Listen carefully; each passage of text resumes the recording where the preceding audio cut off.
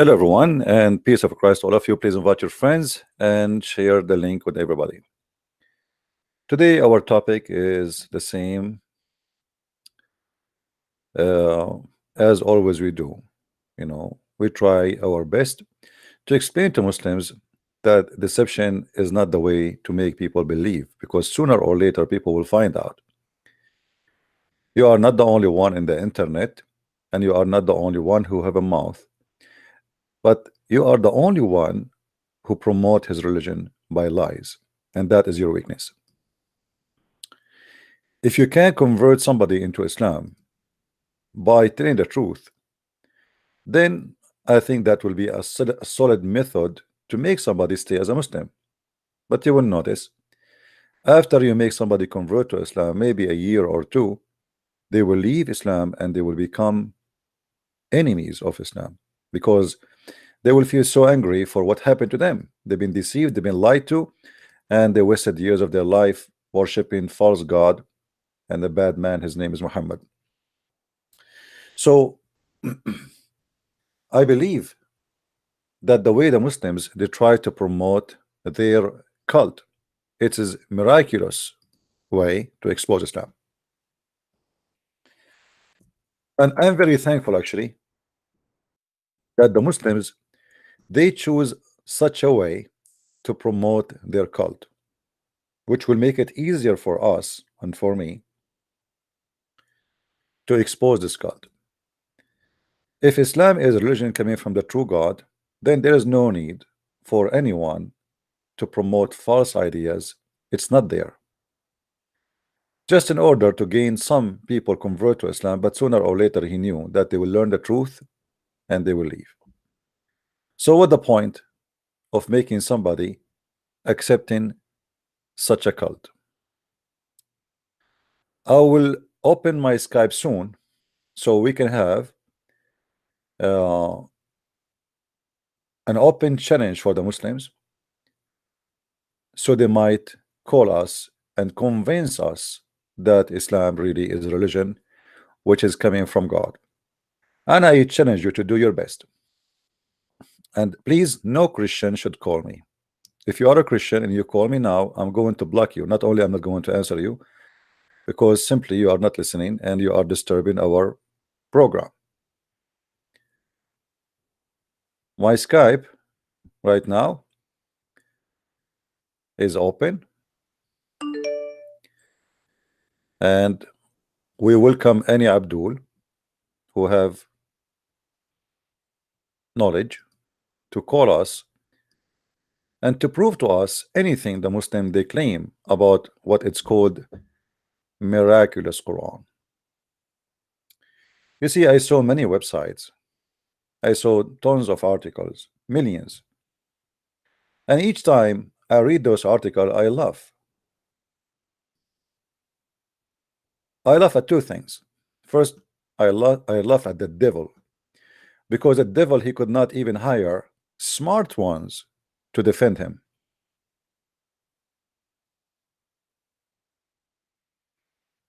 And here and now we prove it every day.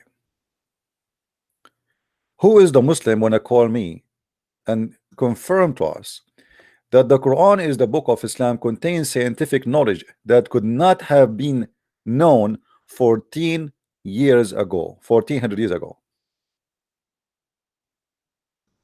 Who is the one who have the courage, who have the knowledge? You remember a few hours ago we made a broadcast about rejecting the hadith. The Muslims these days, in order to avoid getting busted, they say we don't accept the hadith. But just to let you know, a person who don't accept the hadith is not even a Muslim. This is Islam QA info, Islamic website, Islamic question and answer. Refutation of those who quote the Holy Quran to reject Sunnah and justifying not acting upon it. There is some people claiming that the Quran is written that the Prophet Muhammad once told someone something to his wife, and she told that to someone, and the Prophet was not happy by that. He did not want the people to know his saying, but just to follow the Quran. The answer: firstly, Islam is based on two main foundations: the Holy Quran and the pathetic Prophet. Sorry, the prophetic Sunnah. It's my uh, excuse my French. So this is really what Islam is about. In order to be a Muslim, you have to base your religion in two things: Quran and the Sunnah. And Sunnah mean whatever Muhammad he said or did. So anyone he says to you, I don't accept the Quran, he is saying I don't accept the Hadith or etc. He is saying I don't accept Islam, and simply he is playing the game of deception in order to avoid the disasters his prophet he said. Imagine if the Hadith was containing something wonderful. There's nobody will say I don't accept the Hadith. The whole point of saying I don't accept the Hadith, because the Hadith is exposing the silly, the pathetic, the liar, the ethic, the crimes, the misleading of Muhammad. Therefore, the only way, if I am a Muslim, to keep myself from being humiliated by following such a man.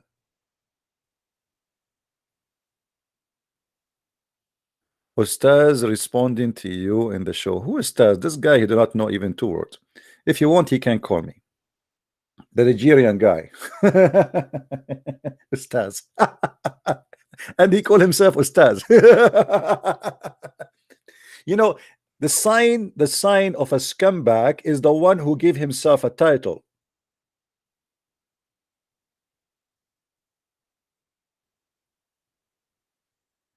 Because if you put in the front of your name and you write that, you say it's Ustaz. Let us say I say Ustaz. Ustaz mean master, teacher. So if I call myself teacher, that's him. That obviously this is not true, because the people should call you teacher, not you call yourself teacher.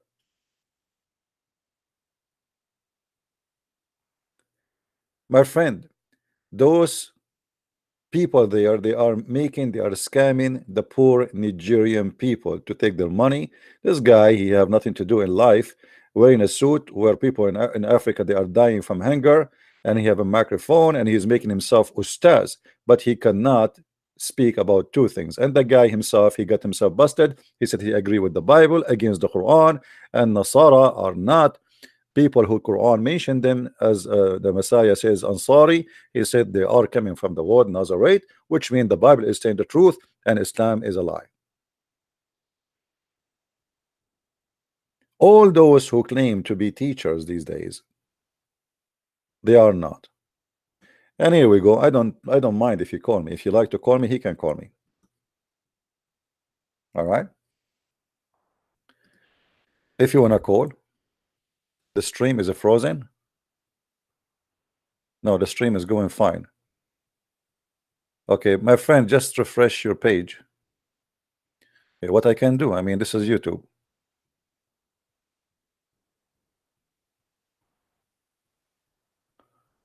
Let me see.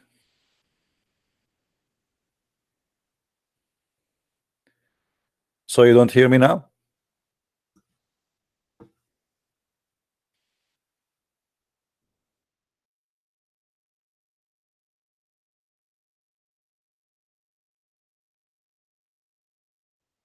No voice?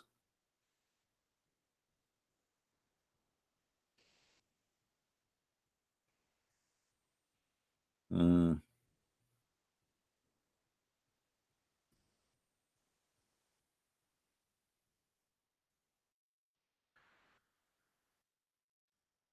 I don't know what's happening.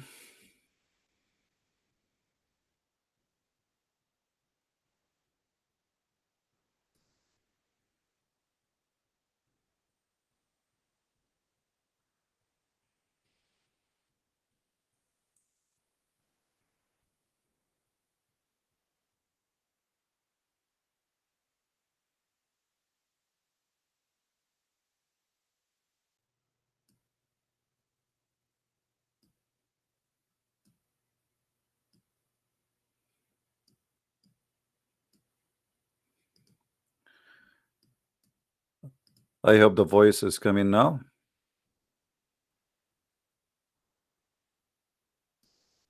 Let us see. I restarted the browser.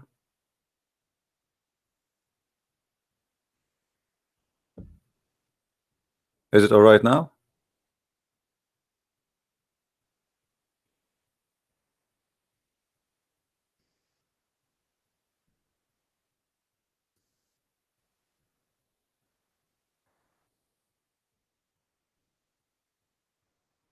Okay. Is the are we fine? Are we back on air? Are we back? All right. I don't know what happened. I think this is maybe YouTube problem. It's gonna be from my side because I keep saying the name of Allah, and there's no way Allah will make things like this happen. Allah is very powerful. So anyway, again, invite your friends. We lost a lot of people by this, but it's okay. They will be back.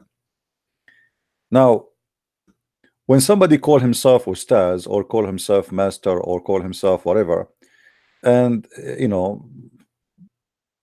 I mean, it's a silly. It's the same Muhammad. He called himself a prophet. You see, in order to be called something, people they should call you prophet.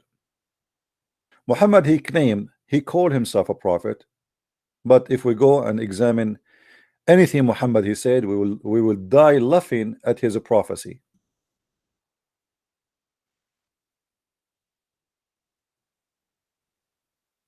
So here you notice that Islam is suffering, and because Islam is suffering badly, Muslims denied more than 80% of Islam, because Islam is actually in the Sunnah, not in the Quran. The Quran is an empty book. The Quran is nothing but a collection of stories, and they are useless in order to establish a religion. The Quran is a good book if you want to read a story about how Suleiman he heard the ant, which is a funny story because ants don't talk, and you cannot hear their speeches because simply they are mute. The Quran is fine if you want to hear a story about Ali Baba and the 40 thief, the seven sleepers and their dog, the man with the two horn where he found the sunset. But what does this have to do with religion anyway? I mean, why even those stories are there? If I read the story about Suleiman, that he took a flying carpet and he fly from here to there, okay, what this will help Islam? I mean, what is where is the teaching about Allah in this? Why we are concentrating in this funny book about people but not about God? This is the book of God to teach me about God, but this book teach me nothing but fairy tale stories. A guy, a king, he take his army, he walk in the valley. The valley is called the valley of the ants.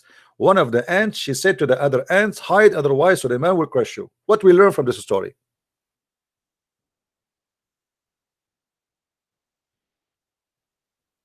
Is that will show me the glory of God?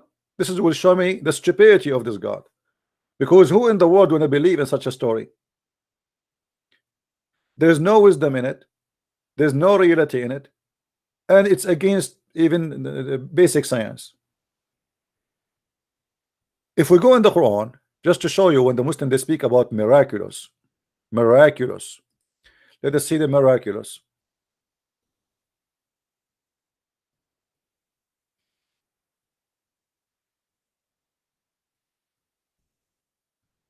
Let us see the miraculous and love.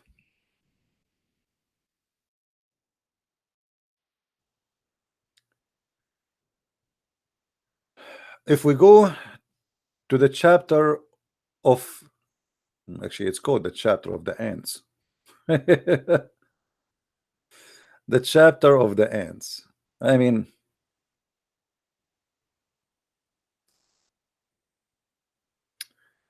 no comment. When they come to the valley of the ants, one of the ants said, here I have a very little tiny question to the Muslims. Why only one of the ants said? What about the rest of the ants?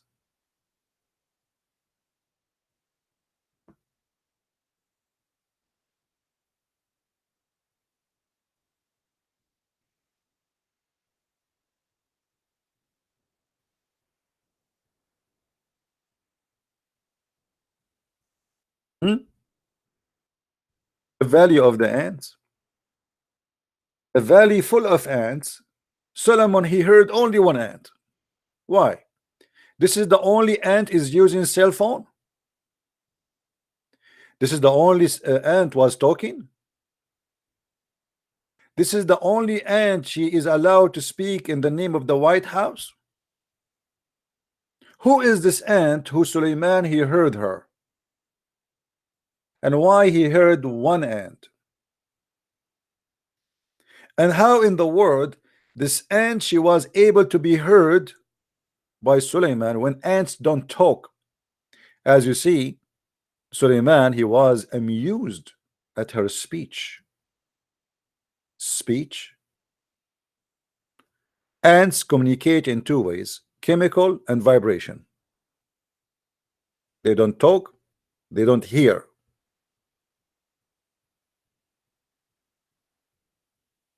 And to make it more funny, the ant she said to the ant, hide, oh you ant, get into your habitations, lest Solomon and his host crush you. How she knew the name of Solomon?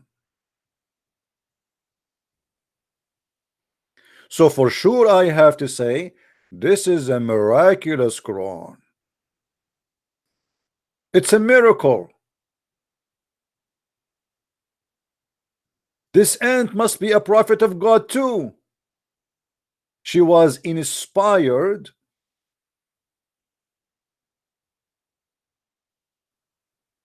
and she knew that this guy, his name is Solomon. Imagine an ant right now, she tell the other ants, hey, Christian Prince, his life on air, hide, otherwise he will debate you. How in the world this amazing ant she was able to know that the name of the prophet Solomon is Solomon? Because as you see, this is what she said.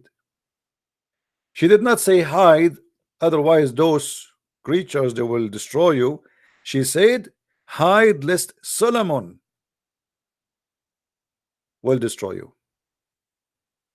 The one who's asking me when I talk about okay, hold on. We have a Muslim.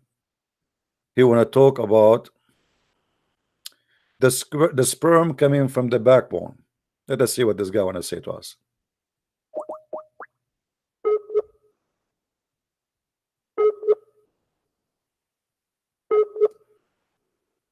Answer, Abdul. Well, internet is bad, so he want to debate me, but he don't have internet.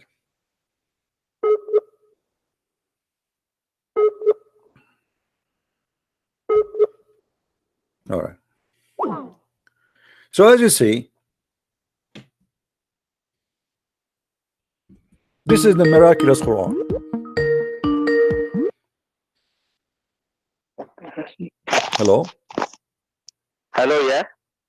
Yes, my friend. You said you want to tell me about the sperm coming from the backbone, and you said I give ضعيف hadith. Yeah. Yes, I want to talk about it. Yeah, sperm comes from the back. Yeah. Okay. Yeah. Yeah, that's true. But my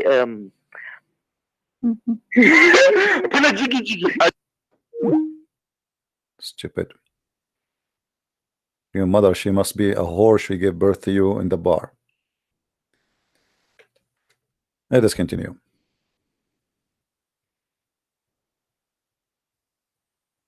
As you see, this is how trashy they are. Trashy, low class, they have no dignity, and obviously you are not coming from a good mother, otherwise she will not have such a son like you. The good tree give good fruits. You are a son of a poison tree. Both your parents, they are horrible and they did a very bad job. So keep doing what you are doing. You are just representing your family. I am control to the class option research papers. No.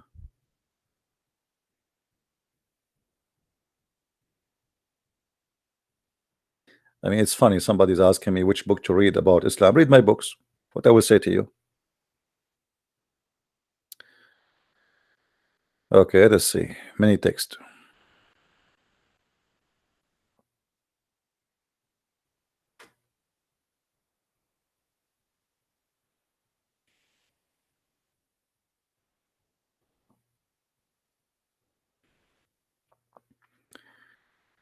Too many text, but none of them is useless. I mean, useful. Don't send me text, guys, saying thank you, please. Don't send me we appreciate you. I am not waiting for those texts. Don't, please. If you want to say that, you can say that in the chat.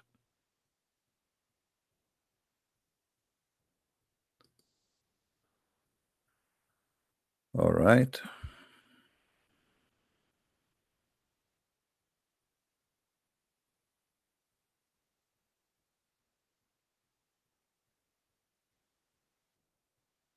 Somebody is an ex-Muslim. He want to talk about himself. Maybe wrong time. Not yet. Okay.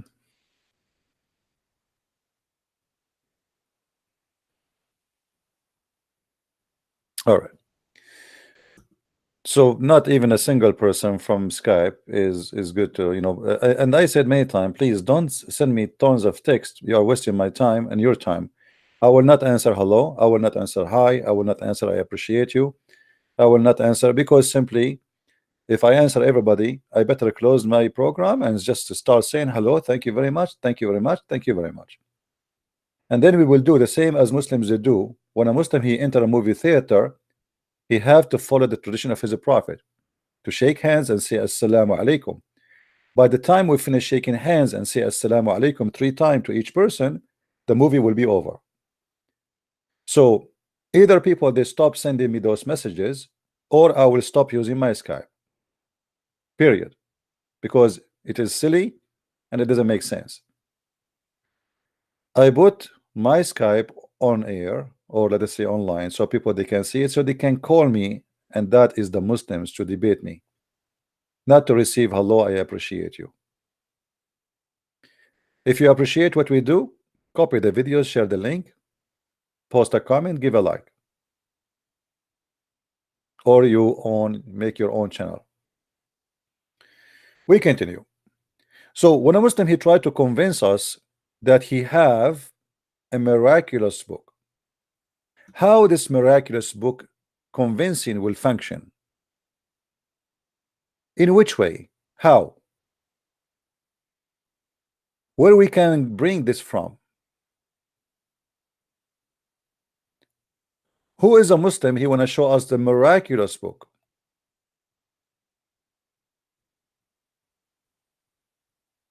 This is not miraculous. This is a full book full of stories. It's not even good for kids.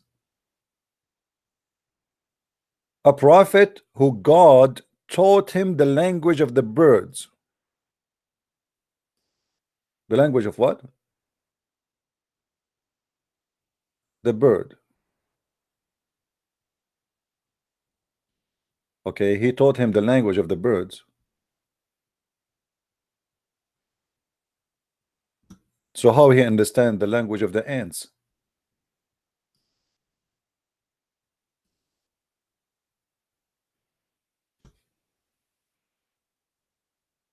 How silly the author of the Quran.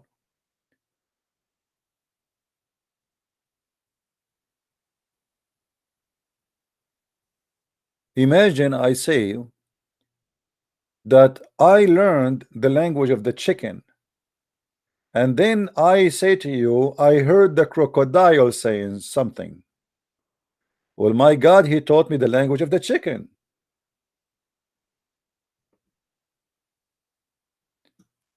How silly, how stupid the author of the Quran. So when Muhammad he spoke that his God he taught Sulaiman the language of the birds, he was preparing us to know why he was able to speak, or sorry, to hear the ant and understand the ant, but the ants are not birds. Are they?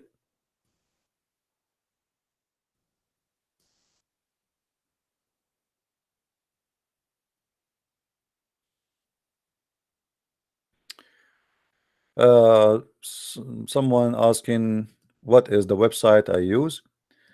Okay, it's called Quran. Wow. Actually, they chose the right name for the Quran. This is the website I use. This is an Islamic website for sure.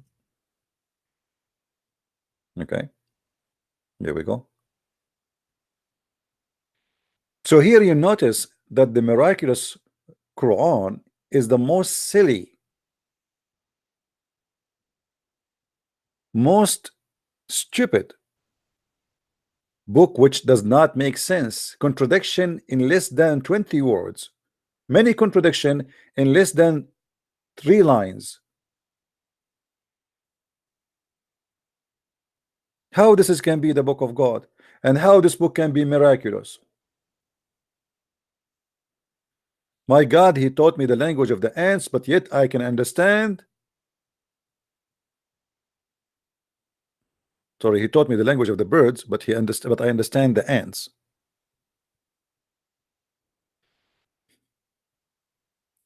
Maybe at that time the ants were used to be birds.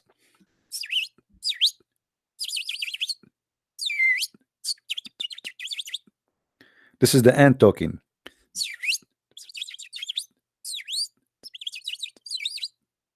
And now Sulaiman like, wow. Look what she said to her followers. I'm amused by her speech. Any donkey in the world can go on right now and search in Google, and you'll find that ants don't talk. Ants, they talk, yes, if we can say communication, which means they communicate as all creatures, but not by making a speech, you idiot. They are mute, they are deaf. So when you say to me and you fabricate tons of articles speaking about how amazing the miraculous Quran, I say yes. It's a miracle that the Quran made a human being like you, such a donkey, to believe in a book like this. This is the only miracle I see.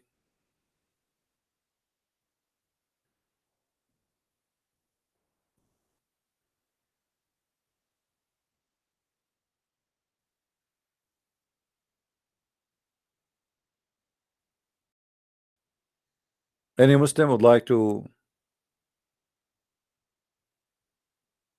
call us and show us the miraculous? I don't want to call Zakir Naik, because Zakir Naik, he will explain this and he will refute me.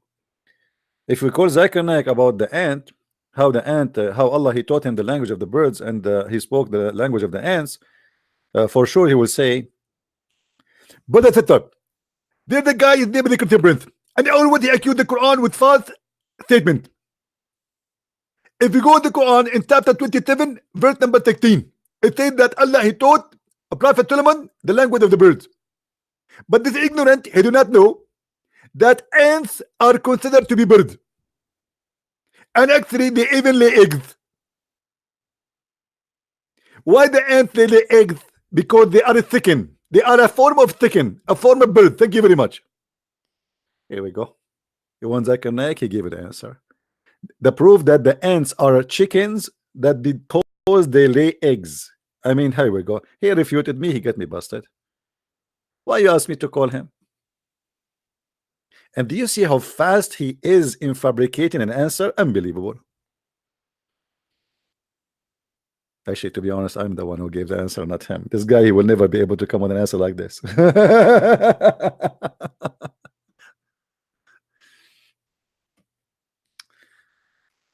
Do we have any Abdul? Anyone? Any half one? Any quarter one? Your scholars are jokers. They are comedian. They are silly. They are stupid, and they are good for, you know. I know they are good for what. And the funny, they live like kings. You see, this guy Zakir Naik, he lived literally like a king.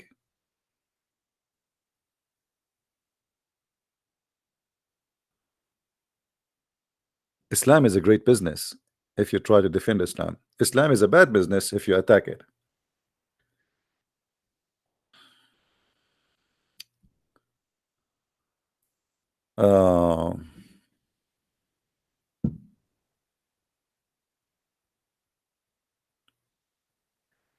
Do we have any Abdul?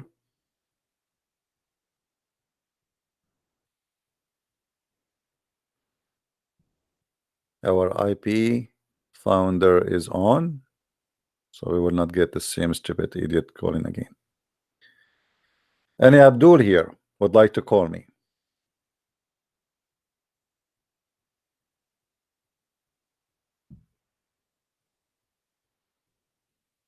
Anyone?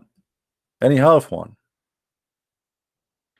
Now, if we go to the Muslim website where they post for us all those miracles, and they are assuming that all of us are a bunch of ignorants and we do not know how to refute this. The speed of light. Let us start from the first one. The Quran spoke about the speed of light. Are you sure? Let us see. The speed of the angels turned out to be the known speed of light.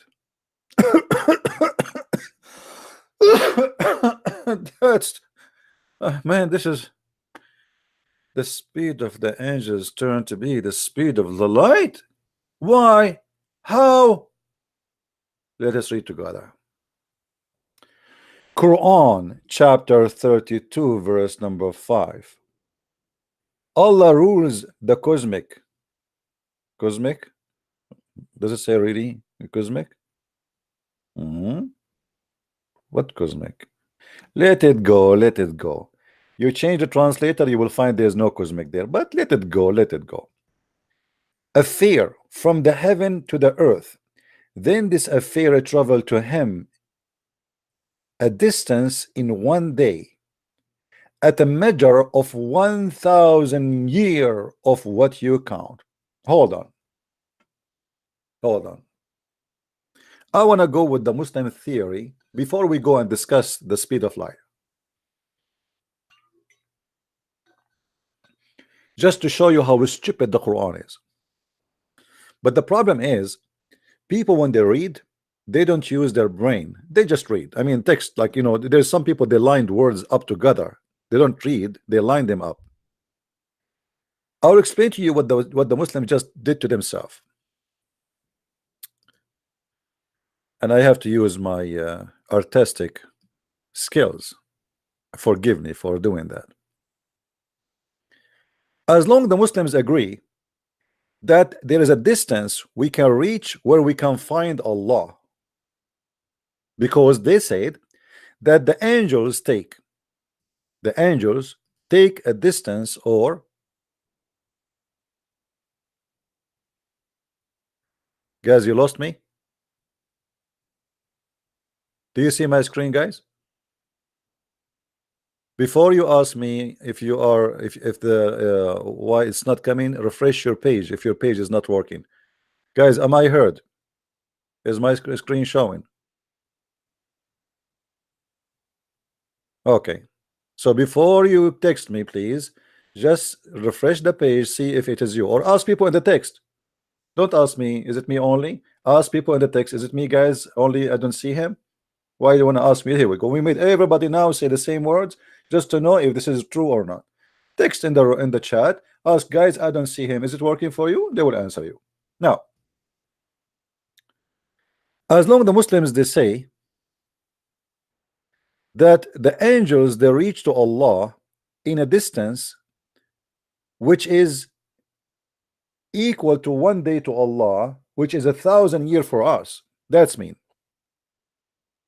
And I want the Muslims to try to use their brain for once in their lifetime if they have a brain. So here is the angels.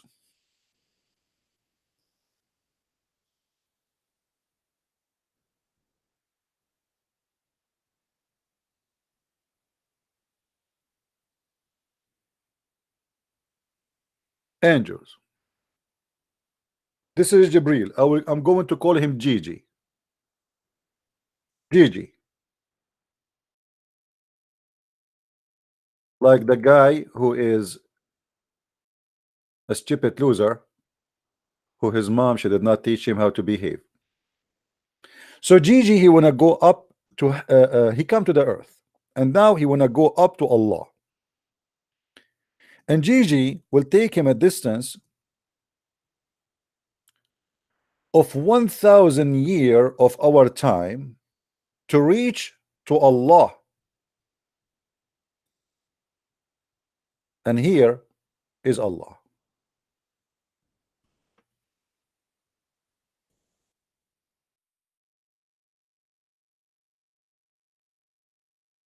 Allah, the moon god.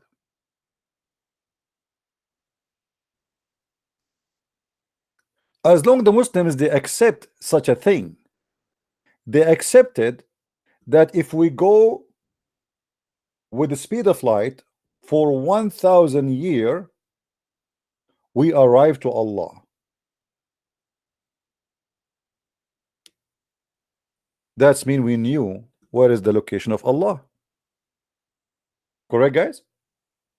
Because in order to say the distance of the angels to go to Allah is 1,000 years speed of light, that's mean we can measure exactly where is the location, because the speed of light can be measured by kilometers. Are we following? People, are you following me? So all what we need to do, if we search right now, what is the speed of light?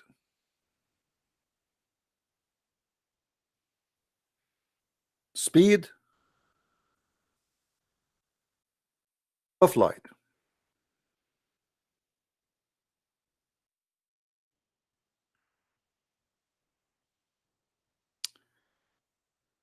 is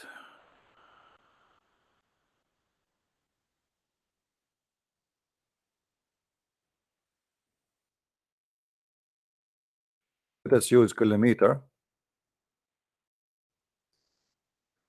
This is the speed of light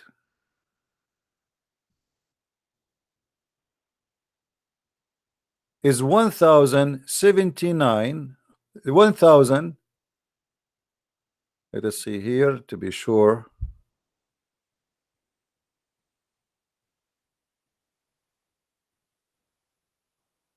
Okay, hold on. I'm just looking in the internet. For me, I'm not a scientist. So the speed of light is 300,000 kilometer a second. 300,000 kilometer a second. So if we x that, like this is need a mathematic to see how many a day. Let us see speed of light in 1 day. Maybe we can find an answer. How fast the light travel. But anyway, the idea is very simple. As long we knew the speed of light and how much it can pass as a distance, then we knew already where Allah is located. And that's mean Allah is located in a fixed place. In a fixed place. In order for this Allah to be located in a fixed place, he have to be a fixed person. Correct? And that's mean that Allah is a physical being in a physical place, in a physical distance, is a physical location. Which mean Allah is not everywhere. Which mean he is limited, he is content, he is located.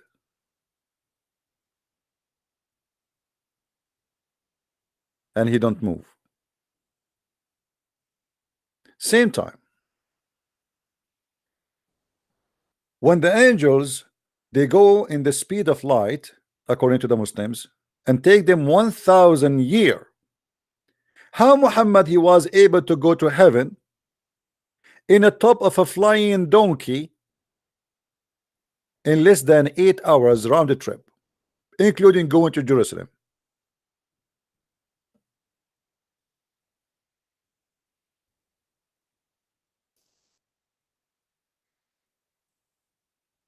$1,000 years will take the angels just to go up. To go down again is another 1,000 years. So 1,000 years to go up, 1,000 years to go down. That the total of 2,000 years. Yet Muhammad he claimed he went to Allah in the top of a donkey, and he was able to go there in less than 8 hours and come back. And his way, he did not even stop in Mecca. When he was coming back, he stopped in Jerusalem supposedly. So here we find that Muslims, they are trying to create from fictions what something they can use as science. Now we go back to the article so we can laugh more.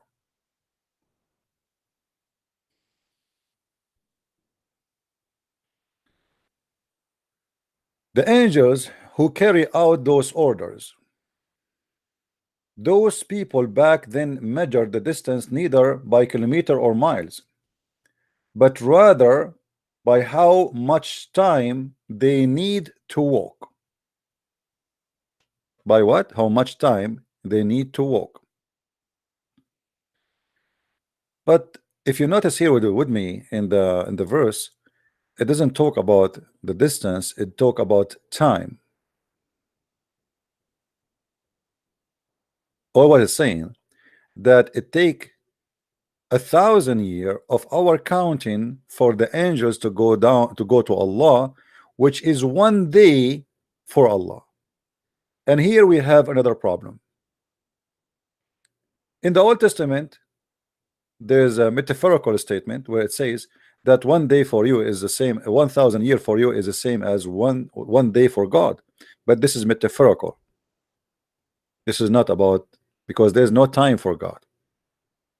Muhammad he copied that and he tried to make a story out of it, and he put it in the Quran, and now it became funny. Why? Because if 1 day is equal to Allah time, as they explained to us in this article, that means Allah is included in the time. In order for 1 day for Allah to go, 1,000 years for us they go. That means Allah have time, we have time, but the time of Allah is a lot faster, for us is a lot slower. The difference between us and them and Allah, that 1 day for him is equal to 1,000 years of our time. But that will not change the fact that Allah now is under the force of nature, and he himself, he like encounter something called time, and he have a day for him. If we go to different verse in the Quran, we will find something more funny and more stupid, contradicting what the Muslims try to say. I did not read the article yet, but we will go there and we will show you, because in the whole article there's nothing about the light speed.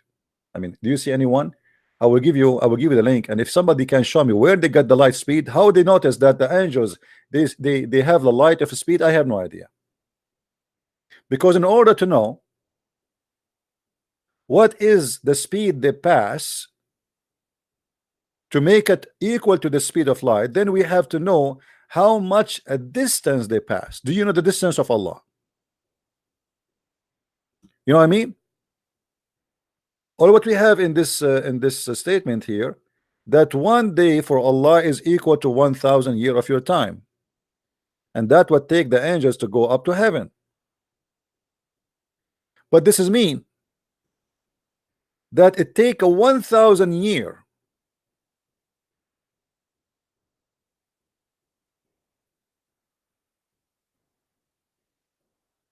for the light of Allah, if he is light, to come to us, which mean if Allah he sent his light, or a light came from the location of Allah, is going to take 1,000 years before this light arrived to us.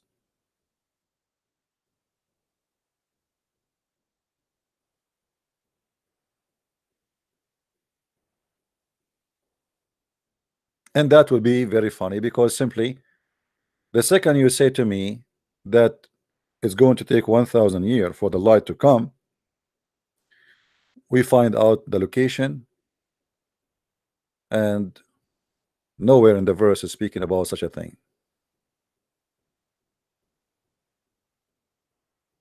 If we go to different verse in the Quran, we will find a contradiction. You can read the article, by the way, because there's nothing here is about the light speed or etc. It's just a fiction they are trying to create. Where anyone can show me where they got this one? The angels carry out the order of the etc. measure distance between neither in kilometer or by walk. For example, village 2 days. This is mean the distance equivalent to walking for 2 days. But this is not what this verse is saying. It says that Allah have angels, and angels come to us, and it take for Allah 1 day, it take for us 1,000 years, but we do not know how it take for the angels themselves. Are you following with me?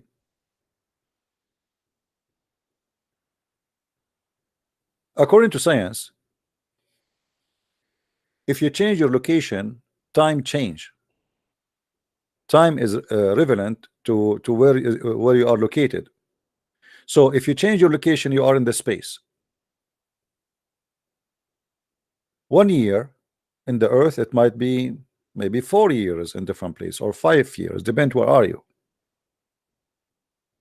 Time is not the same. Here Allah is fixed in his place, we are fixed in our place. The one is moving is the angels, and the angels, in order to go through the time, they have to go through multiple time, because this is changed based on the location.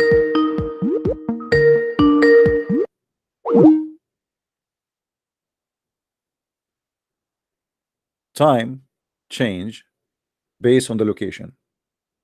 Same time, the Quran give us a contradiction, because in different verse in the Quran, Muhammad he said that the distance between Allah and the earth is 50,000 years.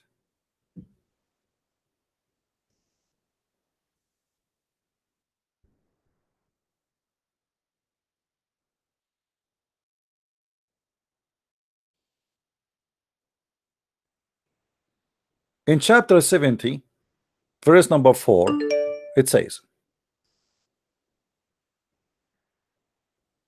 the angels and the spirit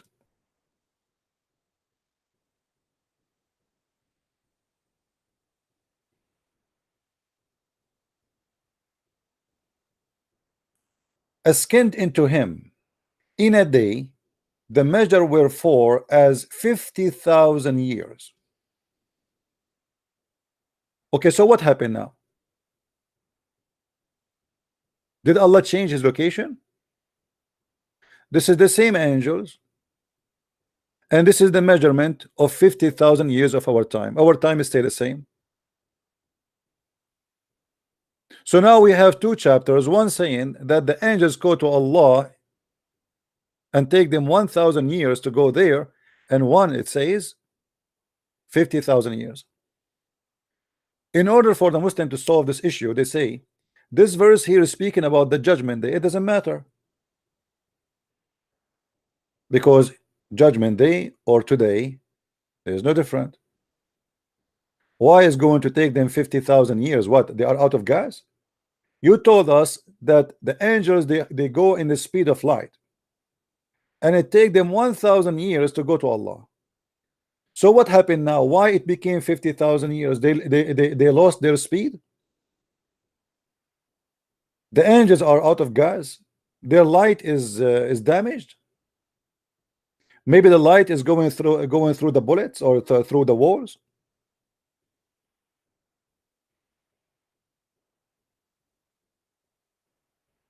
You know what I'm saying, my friend?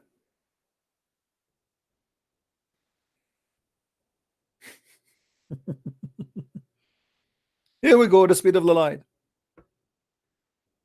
So why the Muslim they choose that verse to say this about the speed of light, not this one, where none of them is speaking about light? Why Allah don't say, well, look, this is the speed of light? Can't he say that? We go back to the article and laugh again at more contradictions.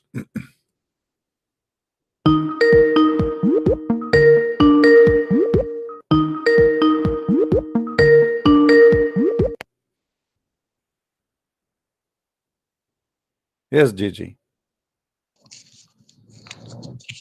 Hello, can you hear me? Oh, this is not Gigi. Oh, yes, I hear you. Yes, I want to reject Islam. You want to reject Islam? Yes, I want to reject Islam. Why you want to reject Islam? I want to reject the version that ISIS uses to spread evil throughout the world. This is Kenny Boner, And right? I want to. How are you, Kenny? How are you? Version. How are you, Kenny? I want to reject the version that. How are you, Kenny? How are you, Kenny? How are you? People like you use. Did you buy my books or not yet? To paint an ugly picture of Islam with broad strokes of your brush. So let me ask you. Islam You said you reject Islam, which is ISIS Islam, correct?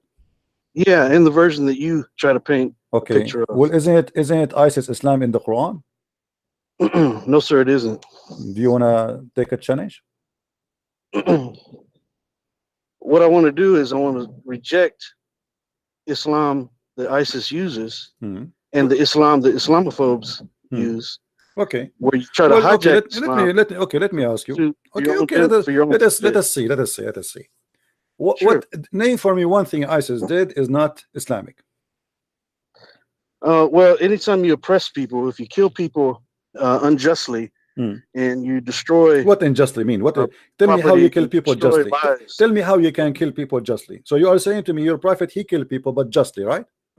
Only in self-defense, absolutely. Only in self-defense. Okay. Let us see. So if someone is killing, all right. Okay. Let's see. Only in self-defense. Okay.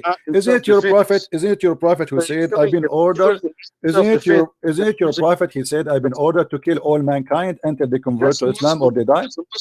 As a Muslim, I want to reject the version. You are not a Muslim. You are a potato. You are just a guy who is an idiot who do not know what to seeking attention. Read for me the screen. Read what is in the screen. I'm driving. You right said now. you call me when you are driving. I think you're not driving. I think somebody is driving you. Now, listen, I want you to read for me. It says, "I have been commanded that I should fight against the people till they declare that there is no God but Allah." Are you saying your prophet was ISIS? I'm telling you that the Prophet Muhammad, peace and blessings be upon him, only fought in defense of. Here we go. He did not say I am defending. He said I am in order to fight until they declare, not until they stop fighting me. Stop lying. Right, until the oppressors stop fighting. Right. He said until you declare, not at the oppressor. Read with me. He said until they declare no God but Allah, and when they do, perforce there's no God but Allah, and their blood and their righteousness are granted protection from in my behalf. Which means if you don't say Allah is God and you don't say Shahada, Muhammad will take not only your life, will take your money. Well, let's put this in the reality. Okay, so there were many people that were fought against the Muslims that actually become Muslim, right? And so your opportunity to do so is not too late until the day of judgment. You are not answering. You see, you are a potato. No, I am. Answer what I showed you. Answer what I showed you. Did your prophet said I've been commanded to kill all mankind until they say Islam is the only religion? Yes or no? Was sent as a mercy to all of mankind. What mercy? Okay, answer me. Why you don't answer? I showed you what your prophet said. I want you to answer that. Go ahead. The Prophet Muhammad, peace and blessings be upon him, instructed the Muslims to fight only in just cause. That means against oppression. This is just call. Just call. Anyone who rejects Islam, anyone who rejects Islam is in war with Allah. Anyone who rejects Islam. There were many people around the Prophet and the Sahaba, peace and blessings be upon them, that rejected Islam. He killed them all. all who reject Islam, either they are killed or you are a liar. Okay, let me ask you, why there's no Christian, why there's no Christians, no Jews left in the Arabian Peninsula? There are Christians and Jews in the Arabian Peninsula. Who is the donkey who said that to you? Look, if you don't know facts, I can't, I'm not going to debate it with you about. You know the facts. Okay, so you are saying to me your prophet is a liar, because your prophet said, read the hadith with me. It says, I will expel the Jews and the Christians from the Arabian Peninsula. Fighting and oppressing the Muslims. Don't stop lying. No, he said, I will expel the Jews and the Christians from the Arabian Peninsula, and I will not leave any but Muslims. The ones that were oppressing the Muslims. Abdul, you are a big fat potato. Read the hadith. Show me where it says only those who fight. He says, I will expel the Jews and the Christians from the Arabian Peninsula. And now in Saudi Arabia, there's 0 Christians, 0 Jews, 0 atheists, 0 gays, 0 lesbian. Correct?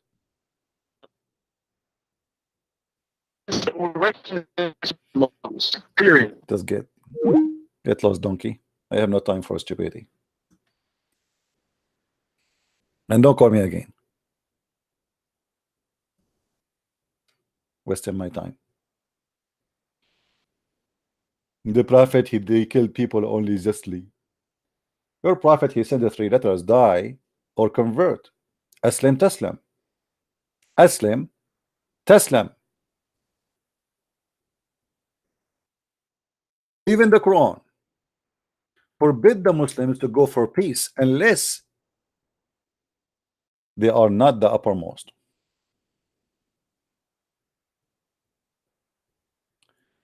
Let us see.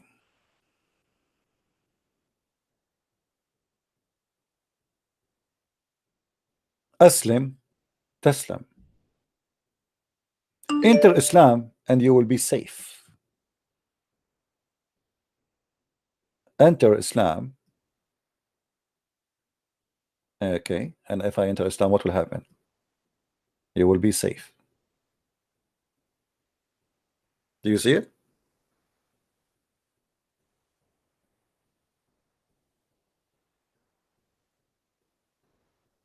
So they lie to us. They say Muhammad, etc. Muhammad, he said it clearly, I've been ordered to kill all mankind unless they convert to Islam and they pay the say the Shahada, and they pay the zakat, and they pray as we pray, and they face the Qibla, which means they face the Kaaba, slaughter as we slaughter, do everything exactly as I do, otherwise I will kill you. As simple as that. If you break any of those commands, you will be considered as an apostate. This is why ISIS, when they see someone, he claimed to be a Muslim, but he don't pray, he is not to be considered as a Muslim.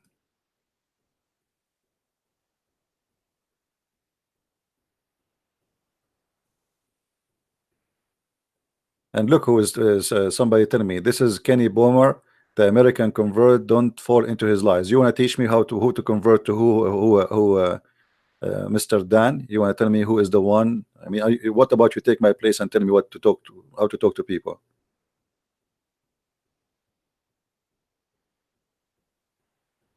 The people are funny. I've been ordered to do qital, which means to kill.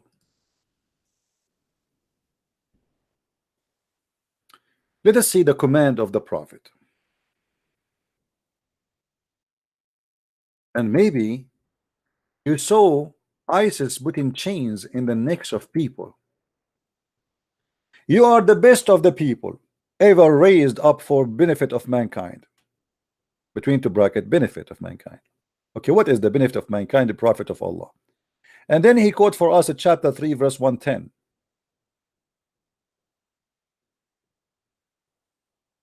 The best for mankind are those who bring them. Bring who? Bring mankind. And with the chains around their necks till they embrace Islam. That is Islam. So the prophet, he fight only those who fight. When he says the best of mankind is those who go and bring people with the chains around their neck. All people. The benefit of mankind. Who is the ones that target to bring them with the chains? Mankind. In order to do what? Just to make them agree that Muhammad is a prophet. This man, he subdued all manpower to worship him and make himself equal to God. So he make hundreds of millions of idiots to go for war for one target, to surrender to Muhammad, who is dead in the ground, and he is a dust, and he smelled like poo-poo when he died. And yet you will see a scumbag calling us and says, I reject the version of ISIS. Is this ISIS or this is your prophet? Are we making things up? Is that hadith is da'if? This is Sahih al-Bukhari. Da'if, brother, da'if. This is da'if, brother. I reject the hadith. It's da'if. Isn't it the Quran said that Allah he ordered to cut the necks and fingertips of the disbelievers? Isn't it the Quran says crucify them and cut their hands?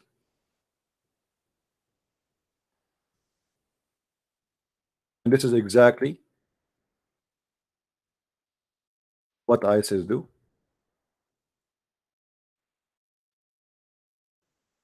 When you hear a verse like this saying the punishment of those who wage war against Allah, you think that they are really waging war. This is not about war. Go and read the story behind it. Nobody waged war. This is the punishment. There's a guy, he's a sheikh. He saw a dream. He saw a dream that Allah Messenger Muhammad, he came to him in the dream. And he said to him a few things. In less than 48 hours, he was arrested, taken to Sharia court, and now he is, he's facing more than 80 count of violation of Islam, just because he saw a dream. All of them goes under this verse, chapter 5, verse number 33. And now the Sharia law court asked him for cutting his hands and his feet and putting nails in his eyes as a punishment by crucifixion. Just for seeing a dream. What is the war? When somebody says to you war, and he is a Muslim, they are talking about you rejecting Islam. The second you are rejecting Islam, you are waging war against Allah.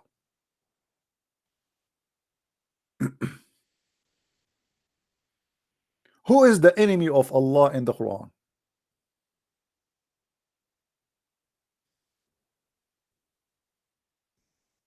Anyone reject Allah?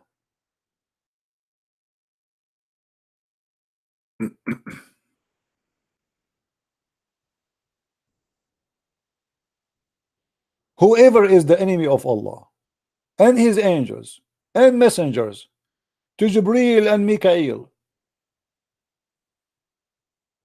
Allah is the enemy of the kuffar. But you cannot have a war with Allah.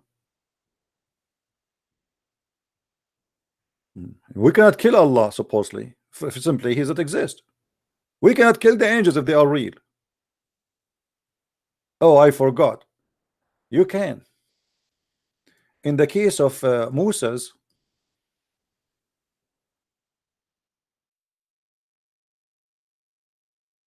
when the angel of death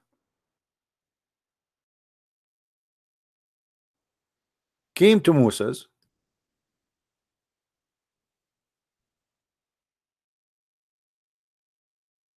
find the hadith.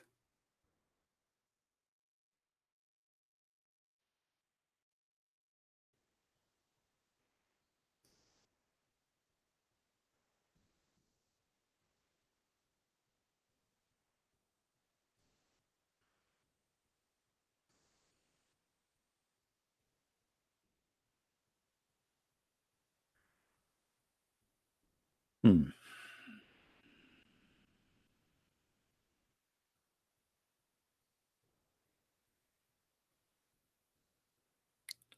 Let us see where we can find it.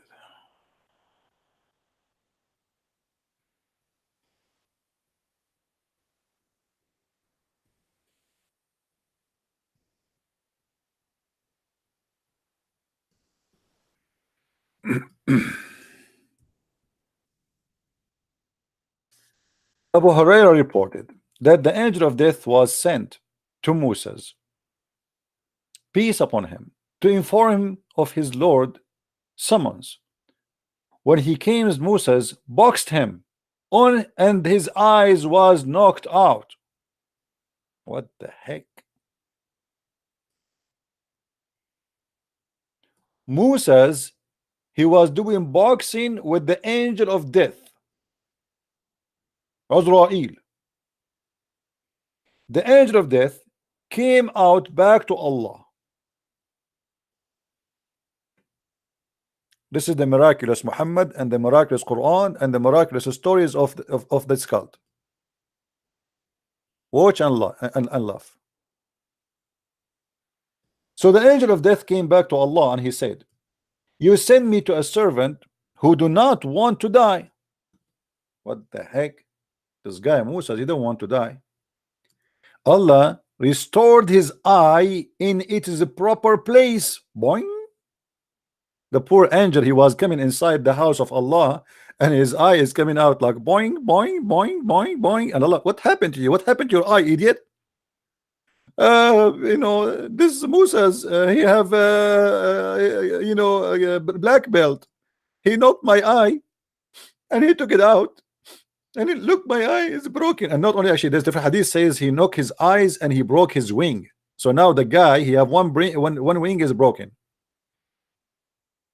So he knocked his eye and he went to Allah, and Allah, he restored his eye back in the proper place, which is in his nose or between his eyebrows, and revived his eyesight. So how you say to us in the story which we are talking about the speed of light, you are saying to us that the angel, they have the speed of light but they have eyes, and you're a prophet, he said they have wings. Jibreel specifically, he have 600 wings. Is that metaphorical or physical? Obviously it's physical. This cannot be metaphorical. Here we go. You see, he did destroy his eye, and this is Sahih hadith. Now Allah, he fixed his eyesight and he said to him, go back to him and tell him that if you want life, he must place his hand on the back of an ox. And he would be granted as many years of life as the numbers of the hair is covered by his hand. This is why, my friend, you want to have a big hand. If you have a small hand, you live less. Musa said, my Lord, what happened? Then he said, then you must court death. But notice with me here, the story is telling us that Muhammad is officially stupid. Why? Because if Moses can object the order of God and the command of God to die, and he beat the angel of death, that's mean all of us, we can do that. Why only Moses was able to beat the angel of death? The answer can be found in Chong Fong Ching Chi Chung Samurai School. If you go and do some research about Moses, you will find that he have many built in the Kung Fu, and he was even he was a master of a Bruce Lee. Actually, Bruce Lee, he was called by that name because each time Moses, he see him in his way, he see, leave from my way. And this is how Bruce Lee got his name, because Moses, he spank him and he make him Lee in the side.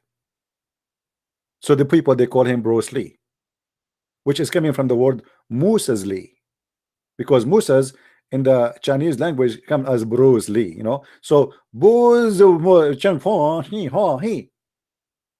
so Musa's, he can beat the angel of death. Okay, I want to ask the Muslims here, why Musa don't beat the angel of death again and ask for more? Because as long Allah cannot kill him, as long he can kill the angel of death, as long Allah cannot accomplish death without the angel of death, and Musa's can beat the heck of the angel of death, why angels can kill Musa's even in the future?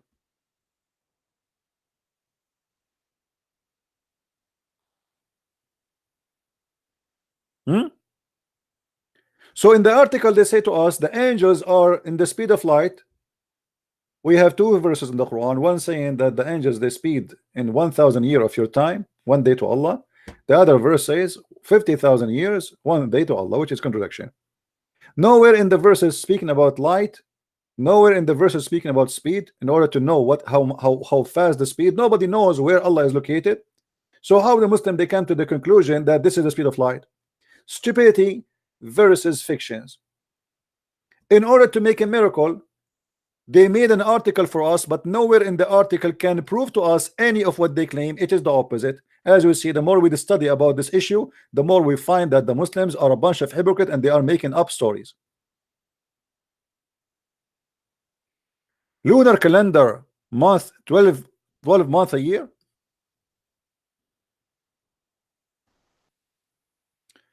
Read the article and love.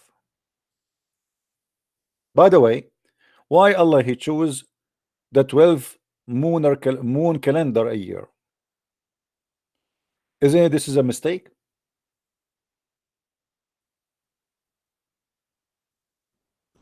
The lunar calendar is a wrong calendar. Can't Allah come with better calendar?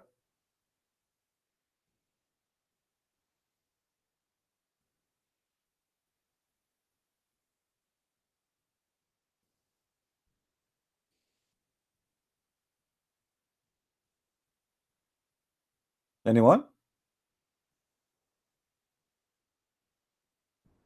And look what here they say, that Allah is saying, then God saying the angels travel in 1 day the same distance that the moon travel in 12,000 lunar. Where is that? They say to you, because in the Quran it says that the year for Allah is a 12 moon, but this is the year for you, you idiot, not for Allah.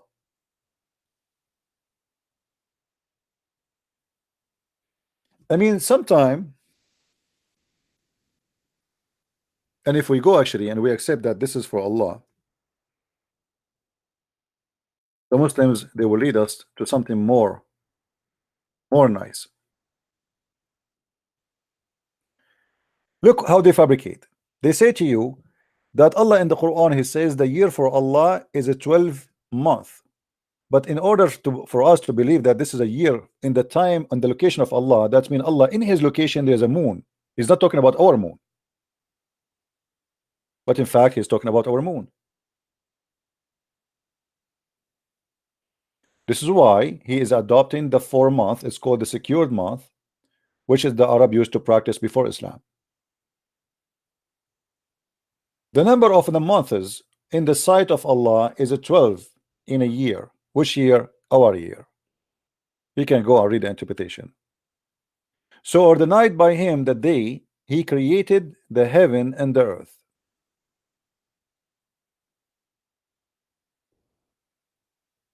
So since Allah he created the earth and the heaven, from the beginning Allah created the day and the night to be the same as today, and the year was 12 months as now. But this is, by the way, according to science, this is wrong. According to science, the earth does not have the same time as today. Yes, it have day and night, but the day and the night is not 24 hours like now, and in the future is not going to stay the same.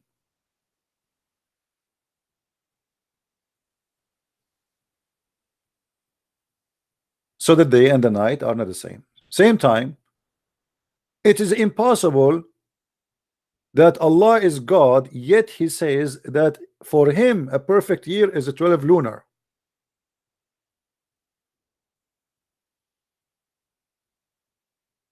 If you notice here they say the word months. If you go in the article, they use the word lunar. Anyone knows why?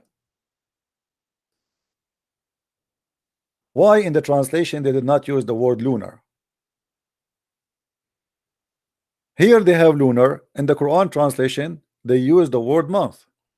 The word shahr is not an Arabic word. This is an Aramaic and a Hebrew word in the same time. Shahr mean moon. So when you say 12 shahr, you don't say 12 month, you are saying 12 moon.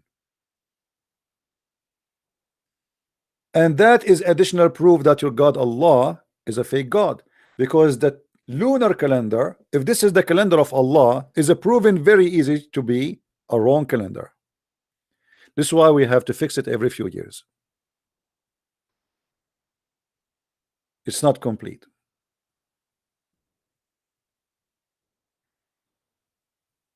Muhammad here was copying people around him who have the lunar calendar, including the Jews.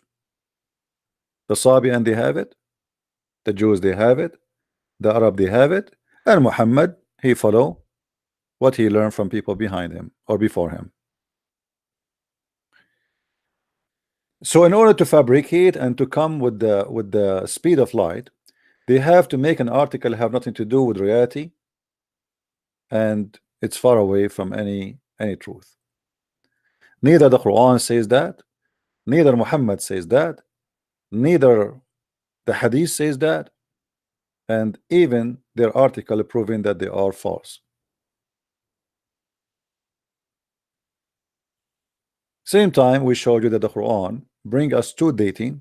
One, it says that Allah he deal with the earth and the heaven in a day equal to 1,000 years, as we see in chapter 32 verse number 5, and we showed you in chapter 70 verse number 4 it says the opposite, that the angels and the spirit ascended to him in a day in the measure wherefore as 50,000 years.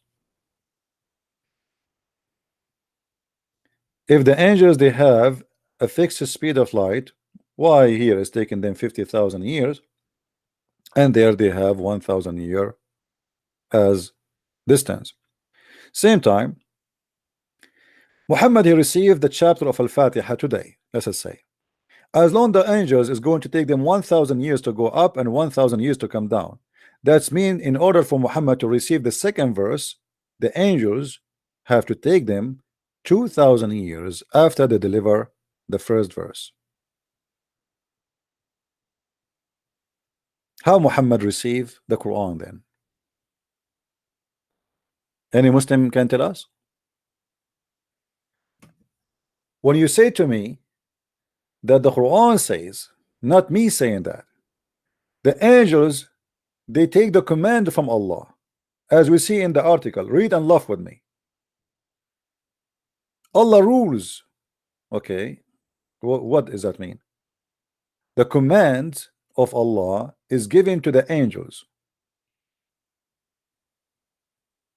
and the angels will travel to do the command of Allah, and it take them 1,000 years to come to the earth.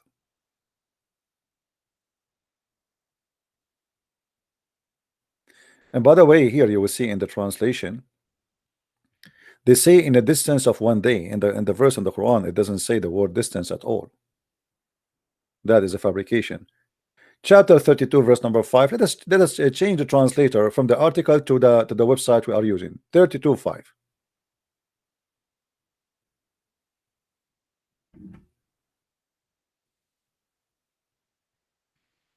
Just to show you how the Muslims they fabricate, and we cannot accept their translation. They make a translation fit with the article they are making to prove a point. So they add words to the translation to make it about distance, to make it about speed, to make it about things is not there. Here we go. This is verse number 5. Where is the distance? Here he add the word space. Even there's no space. The Arabic in front of us it says يدبر الأمر من السماء إلى الأرض ثم يعرج إليه في يوم كان مقداره 1000 سنة مما تعدون. He rules the affair from the heaven to the earth, which means from the direction is from the heaven down to the earth, and then they go back to him in a day which is equal to 1000 years of your time. That's it. Doesn't say anything about speed, doesn't say anything about distance, it doesn't say anything. All what it says that the angels, they go down to earth to do the command of Allah in one day for Allah, 1000 years for us. So here Muhammad, he received a verse from Allah. Why Muhammad he received a verse second day? If the angels they need 1000 years, 1000 years to go, 1000 years to come back.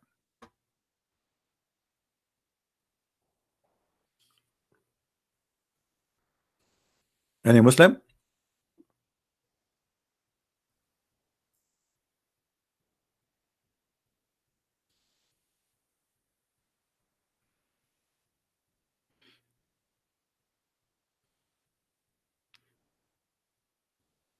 Hello? Who is a Muslim want to give us a call? So all what we see in the Muslim articles is a change of translation, change of interpretation, adding words to the Quran to make it scientifically look like. We change the translator, it says, he regulates the affair from the heaven to the earth, then shall its skin day to him in a day, the measure of it, which is 1000 years of your count. There's no distance, there's no speed, there's only time. And we cannot measure the speed unless we know two things at least. If we know the distance and we know the time, we can know the speed. If we know the speed and we know the distance, we can know the time, correct? I mean, it's a simple mathematics. But here all what we know is the time. How many of you is good in mathematics?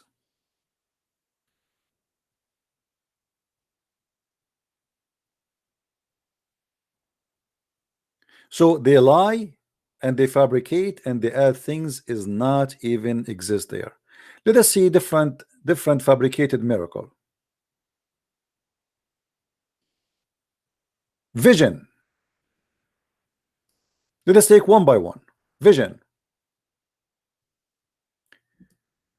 A mysterious syndrome has been impairing astronauts' vision on the International Space Station, causing untreatable.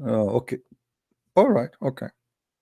I'm not going to read the whole article. You read it, guys. But let's go to the Quran.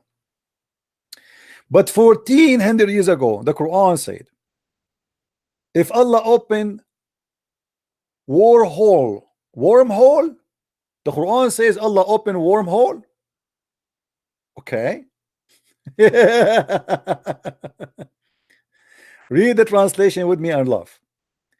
Even if we Allah open upon them from the heaven a door, that they continued passing through, if they would say our sight is intoxicated, rather we have been bewitched.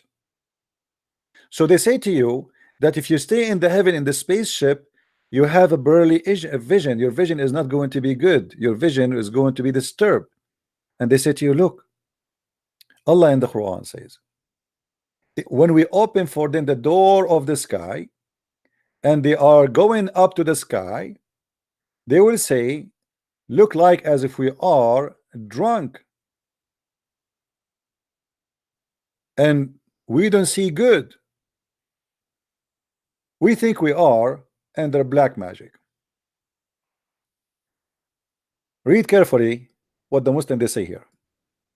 Sakarat in Arabic mean getting drunk. Dizziness, nausea, and pearl of vision are common symptoms of getting drunk. Today we know that astronomers expire dozens and noses per vision. Okay, hold on. If we go to the Quran and see the verses they are talking about, and we try to find out what the verse is talking about, all of us, we will die laughing at the fiction of the Muslim try to create. Chapter 15, verse number 14 and 15. Let us go.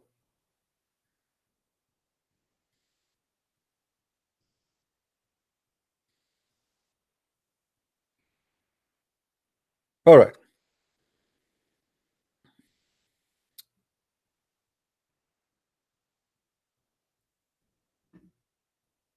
The same chapter they choose for us to speak about miraculous of pearly vision is speaking about something totally different.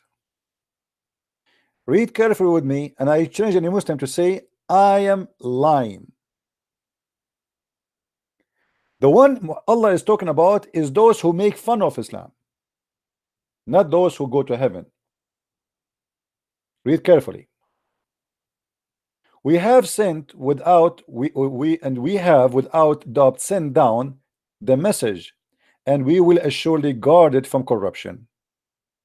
But we know that the goat ate the Quran, and we know Omar, he said the Quran was 1,027,000 letter, and not even 20% or 30% of the Quran is left. We did send messengers before thee amongst religious sect of old, but never came a messenger to them, but they mocked him. Even so we do let it creep into the heart of the sinners.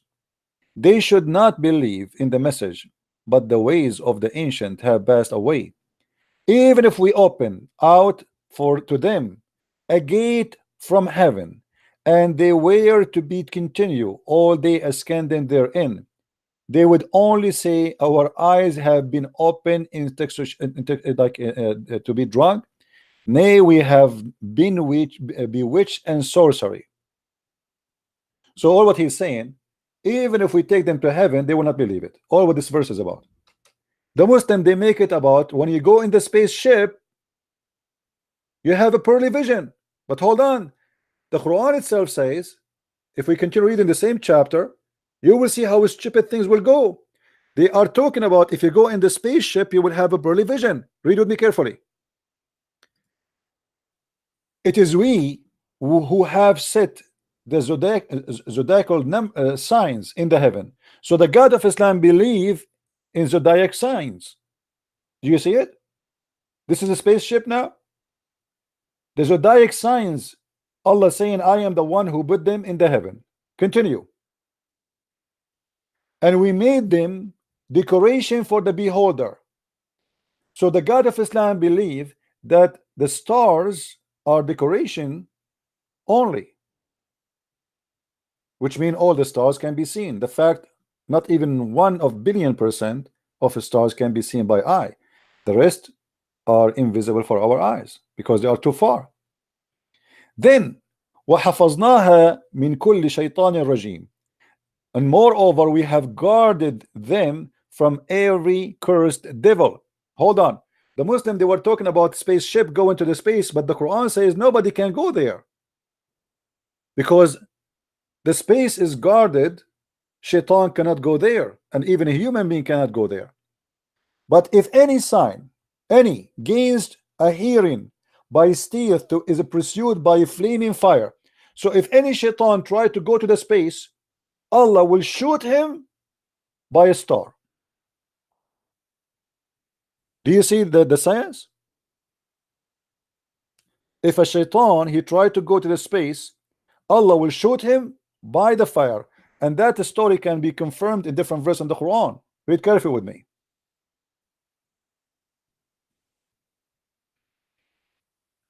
You see how they try to speak about the spaceship?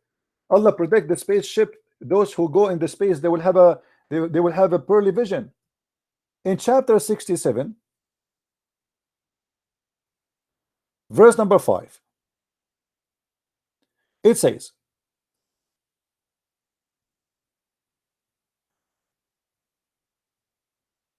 He is the one who created 7 heavens, one above one, to see no incorrectly the creation of the beneficent Allah. Then he look again, can we see the disorder? Then he turned back the eye again and again. Your look shall come back to you, confused while you are fatigued. I mean, the translation is really horrible. And certainly we have adorned the lowest heaven with lamps, and we have made such a lamps as missiles for Shaitan, and we have prepared for them. What the verse in here saying that the lamps are created to shoot the Shaitan in his ass, but the guys in the article talking about science and a spaceship. Not only this, we are not done. Not only this, in different verses in the Quran we will find the following. We will keep going.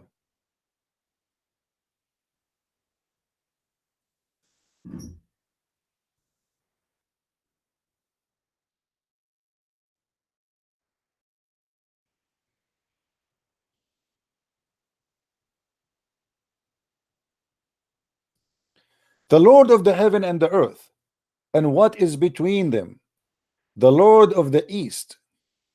Surely we have adorned the nearest heaven with adornment a star, and there is safeguards against every rebellious Shaitan. They cannot listen to exalted assembly, and they are thrown at from every side, being driven away. For them is a perpetual chestmate, except him who snatches off but once, then there follow him a brightly shining flame. Horrible translation. I will change it, but as you see, the Quran, the Muslim, they speak about science. The Quran is speaking that there is genies and Shaitan, they spy at Allah, and that how Allah explained the falling meteor. He think that those are stars. They are made to shoot the Shaitan who try to spy at Allah. They are coming to Allah to spy at Allah. Allah have a meeting with the angels. He's giving them commands. So the Shaitan go there trying to spy, but he cannot, because the second he tried to go there, Allah he shoot them. Vish, vish, vish. We are not done yet.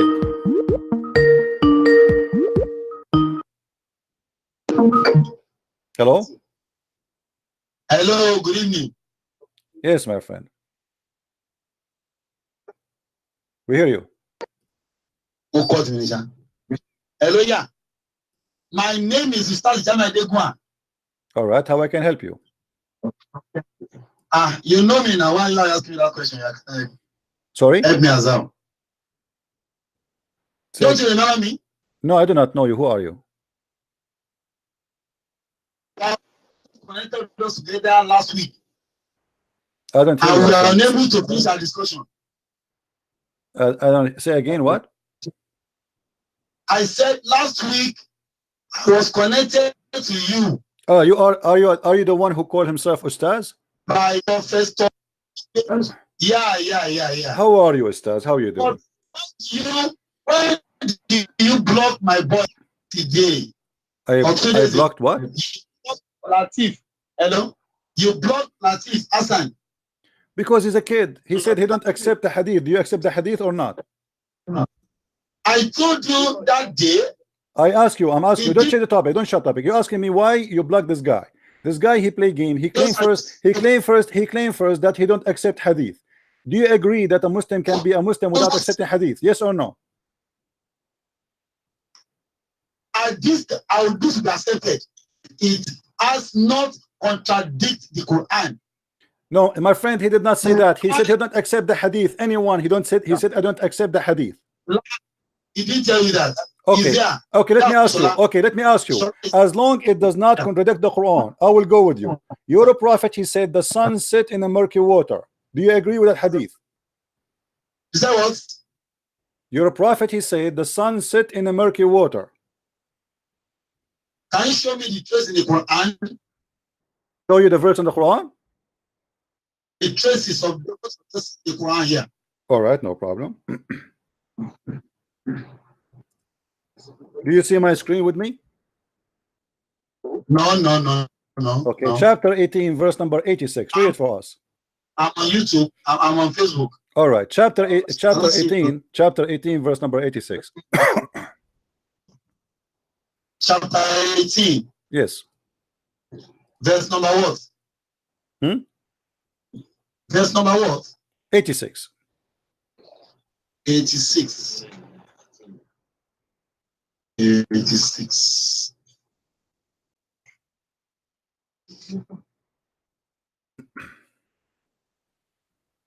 But always run away from the. Sorry? Hello? Yeah? Why do you always run away from the Bible? Don't change the topic. Let's finish what we are talking about. Read the verse. I said, why do you always run away from quoting the Bible? My friend, nobody is running away. You are the one is running away from quoting the Quran right now. You are the one is running away from quoting the Quran. You asked me where it says the sun set in the murky water. I gave you the verse, and now you are running away, changing the topic. It is you who's running away. Read the verse for me. I will read the version. Okay, go ahead. And I'm not asking you. Nobody is running away, and I will show you. I will get you busted. You can quote from me from the Bible as much as you want. You can quote from the Bible as much as you want. Read the verse for me. Read the verse for me. We are waiting for you, my friend. Go ahead. Now, let me take it from verse 83. Okay. So you give me time Sure, to explain myself. We are reading. Go ahead. Go ahead. Now, the Quran said from Allah, not Muhammad said. Quran said, they ask you concerning your name. They will ask you Muhammad. Allah said in Muhammad that they ask you about Dhul in. Say, tell them, I will re-ask to you something of his story. Tell them that God will tell me about Dhul. Okay, who is Al-Qur'an?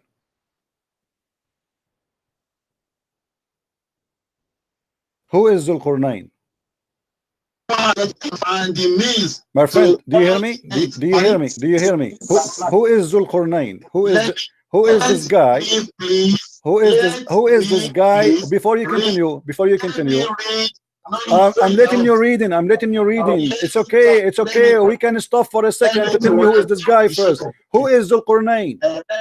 Let me finish. Who is Al-Qur'an? If you don't mind. So you do not know who is Al-Qur'an? Is that the answer? Do you know who is Al-Qur'an, or you do not know? Let me read to the end, please. Okay, but you promised me you will tell me who is Al-Qur'an, right? I said, please. Okay, go ahead. Now said, surely we established his power on earth. Okay. And we gave him the ways, means to all ends. 85. One such way he followed. 86. Until he reached the setting of the sun, he found it set in a spring of murky water.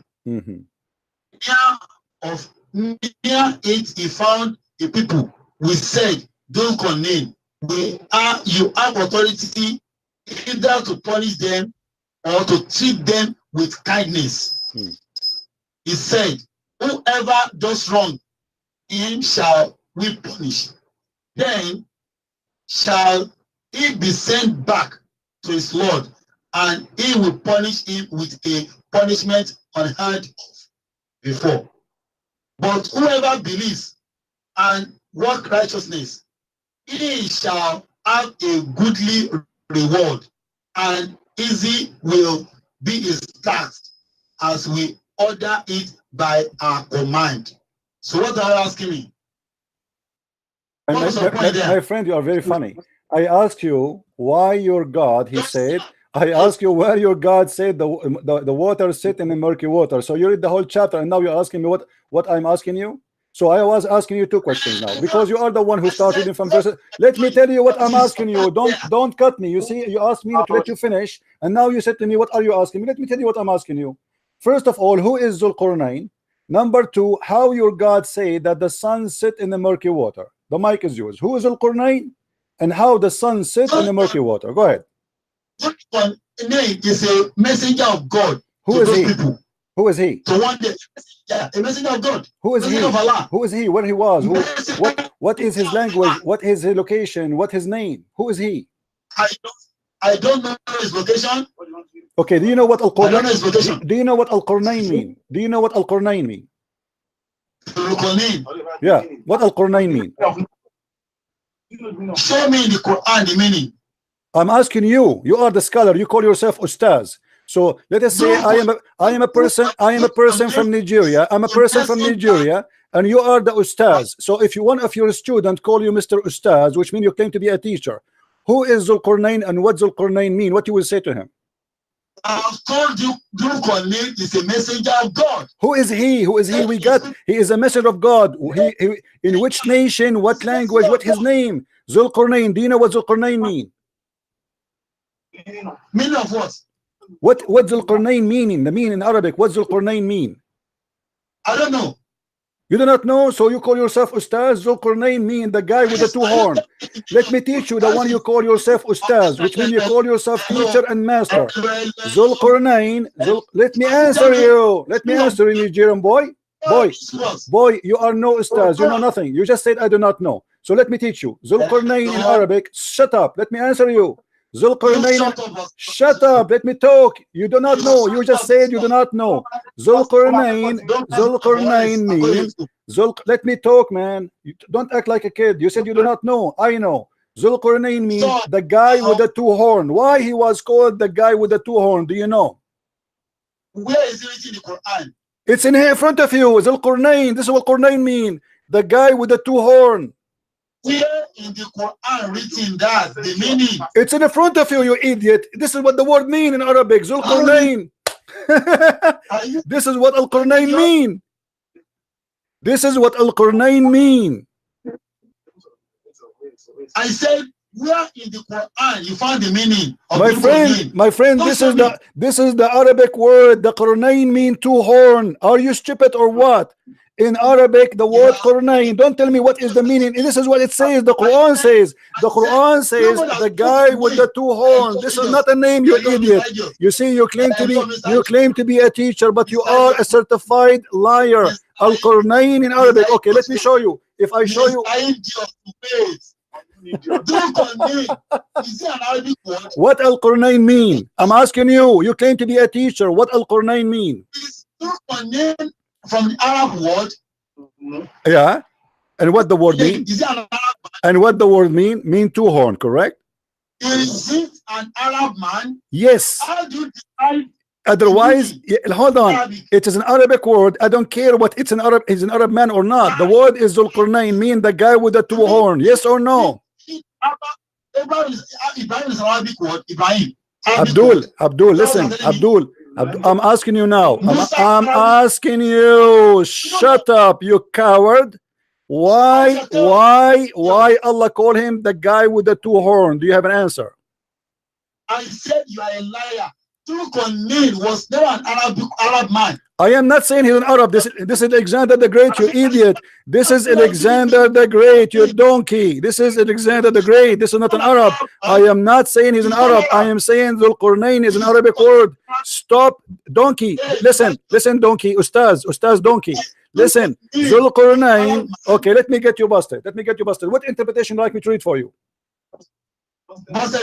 What? Who? I said, is Zulqarnain an Arab man? No, this is Alexander the Great. You telling me now Zulqarnain means man with two horns in Arab word? I said in Arabic the word Qurnain mean the guy. Zulqarnain mean the guy with the two horn. You are a liar. I am a liar. Okay, I challenge you. Which interpretation you like me to read for you? What interpretation you like me to read for you?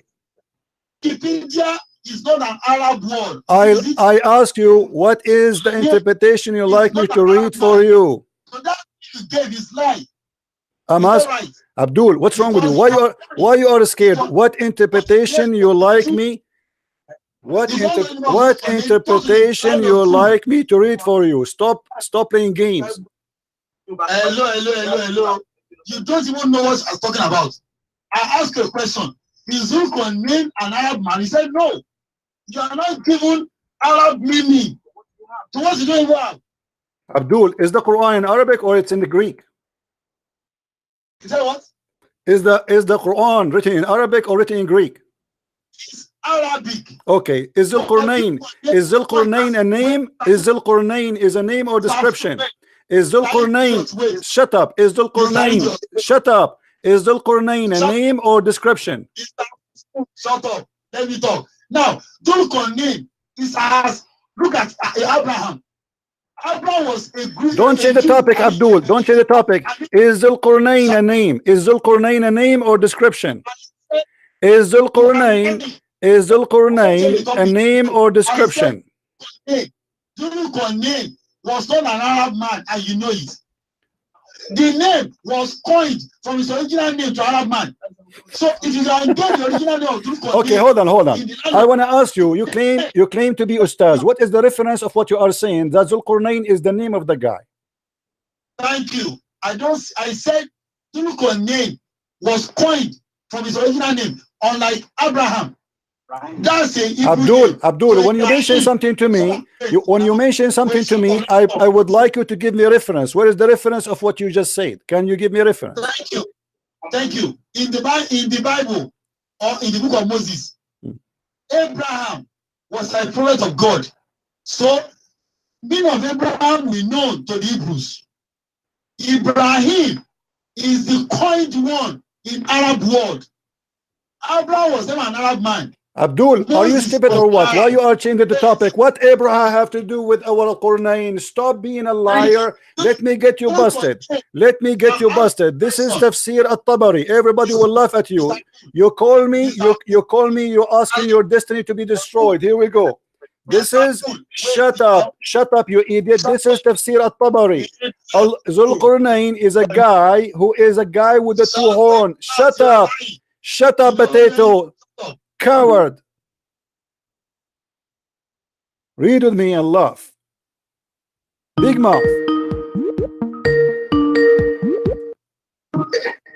Coward. Listen, coward. If you want to talk to me, you should let me talk. If you will not let me talk, we cannot talk. Do you agree? Do you agree to let me talk or not? Do you agree to let me talk or not? This is Tafsir at-Tabari. This is Tafsir at-Tabari is going to show everybody that you are a certified donkey. Read it for me. I challenge you. I gave you the link. I gave you the link. It's in your Skype. Open it and read it. You do not know Arabic, you are a liar. And this is at-Tabari saying that Zulqarnain was given that description because they beat him twice in his head. Read it.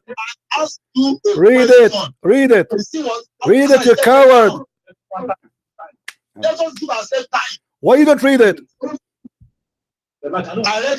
Okay, read it for us. Read at-Tabari. No, read at-Tabari for me. Do you know how to read Arabic? Do you know how to read Arabic? Do you know how to read Arabic? My phone. Do you know how to read Arabic?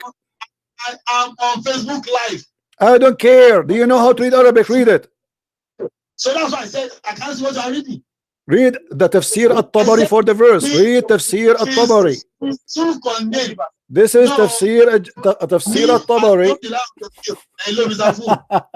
I don't allow Tafsir. Tafsir is the perception of the writer. Oh, so Tafsir, okay, let us make it clear. So you agree that the Muslim Tafsir, all of it agree with me, and you are the only one have his own Tafsir. And because that is the only, back then. So let me ask you, if there is one Tafsir agree with your donkey, is there is one Tafsir in the world agree with you, Mr. Donkey Ustaz? You are a fool. If there is one Tafsir agree with you, are you saying to me that all Muslim scholars agree with me, but not even one scholar agree with you? As written it as an understanding. I want you claim to be Ustaz. When somebody says he's Ustaz, he have to give reference. Okay, where you are giving me your interpretation? Are you giving me your own interpretation? Obviously, yes.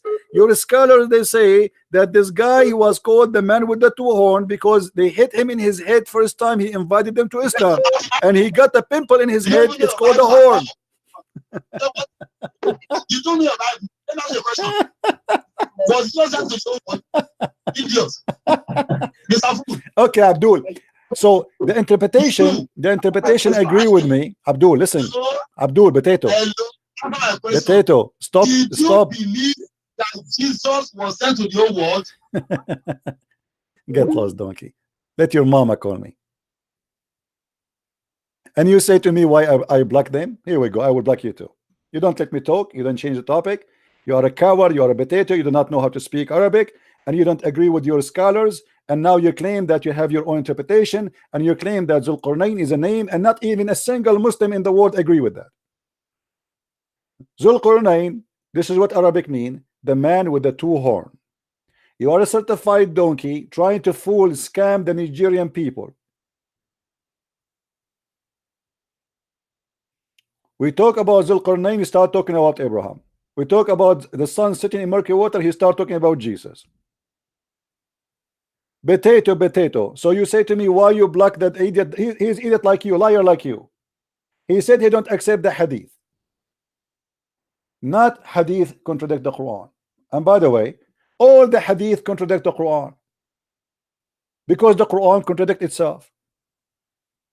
However, if we show you a hadith not contradicting the Quran, you don't accept it. If we show you a hadith contradict the Quran, still you accept it. As an example, mut'ah.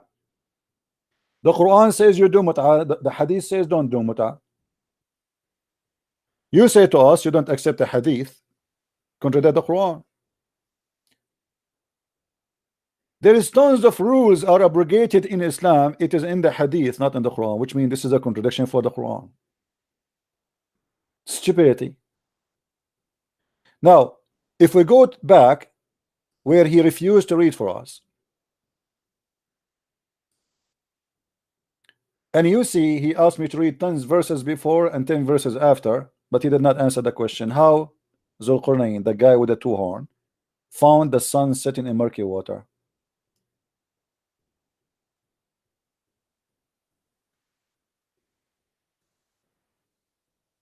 Do you see it? I mean, who cares even about the name of the Zulqarnain? But I'm not going to talk to you because you shout a lot. I noticed that those Nigerian Muslims, they have big mouth, they say nothing, they are foolish. They will not let you talk, and they are like a talking machine, blah blah blah blah blah, and they say things which is against their cult. When I say something, I show reference, I put it in the screen, everybody read with me.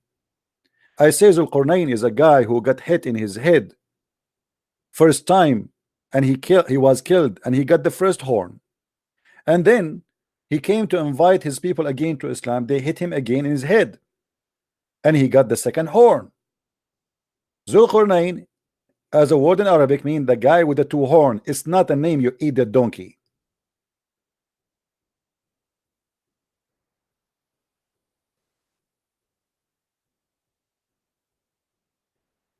This is Tafsir al-Tabari.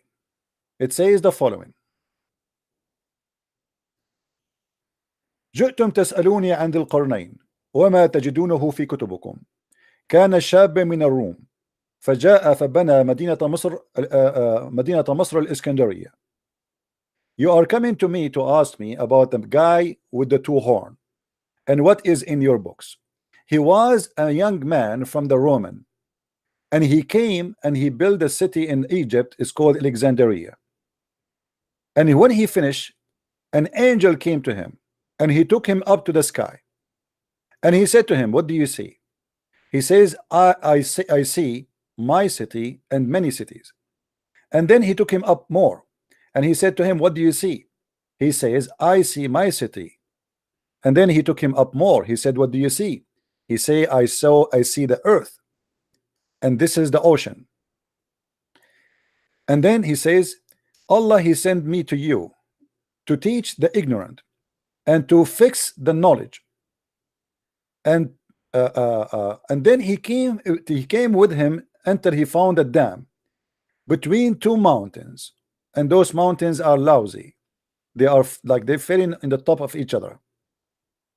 And he walked with him until he found Gog and Magog, and then he walked with him into other nation, and their faces is the faces of dogs. They are fighting the people of Gog and Magog.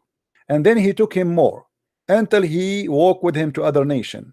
They were fighting each other, and their faces are faces of dogs. And then he took him to other nations, etc., etc. So when we say something like this, we prove it. We don't make things up. You claim to be an ustaz. Ustaz mean master, teacher. Shame on you, self-claim. You do not know Arabic. You don't speak Arabic. You cannot read your own books, and you claim knowledge. We ask you a simple question: who is Al-Qur'an? You do not know.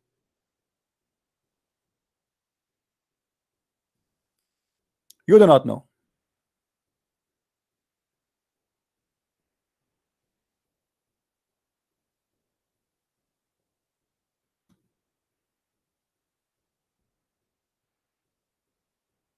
If I call this guy again, do you think, guys, he will give us the answer, or he will shout, scream non-stop? He will shout, scream. They will never answer, because he knew he have no knowledge.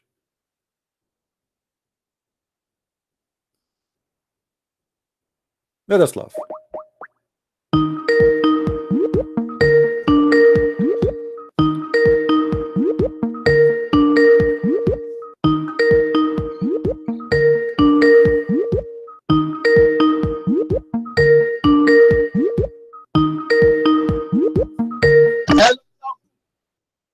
Did you hear the interpretation I was reading for you? Mr. Idiot, why do you block me initially? Did you read the interpretation I was reading for you, Abdul? I didn't even read anything. Why do you block me? Are you there? Are you there? Why do you block me? Why do you block me? No, you are not allowing me to read. I have to stop you so I can read for you. I was reading for you. So did you see my reading? I don't even see it. Okay, now I want you to read for me the interpretation I gave you, please. Which one?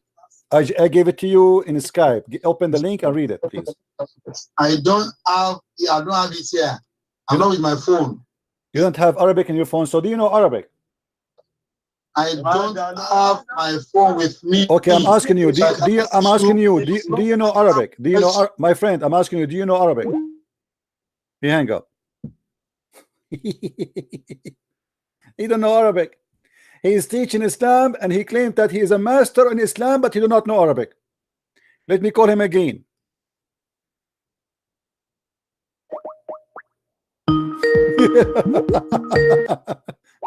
He's hanging up on me.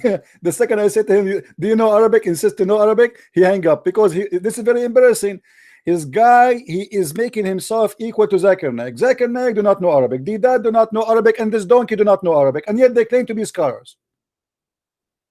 How in the world you claim to be a scholar but you do not know Arabic? How you can read your books? And you see, now I am calling him, he is hanging up, the coward. Very embarrassing. See, he's hanging up.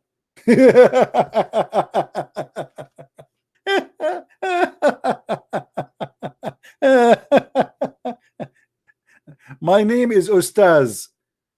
Ustaz, as they say. What a potato. What a coward. What's the Qur'an mean? Is the Qur'an al Arab? No, he's not. He's Alexander the Great, you idiot. And how your God, he make Alexander the Great, who is a bisexual, a prophet of God. Alexander the Great is a bisexual. Allah, he chose a bisexual to be a prophet of Allah, and he found the sun set in a murky water. Isn't it? This is amazing.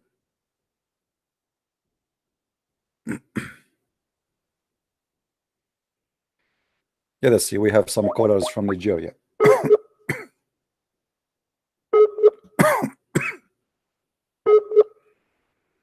Who's next?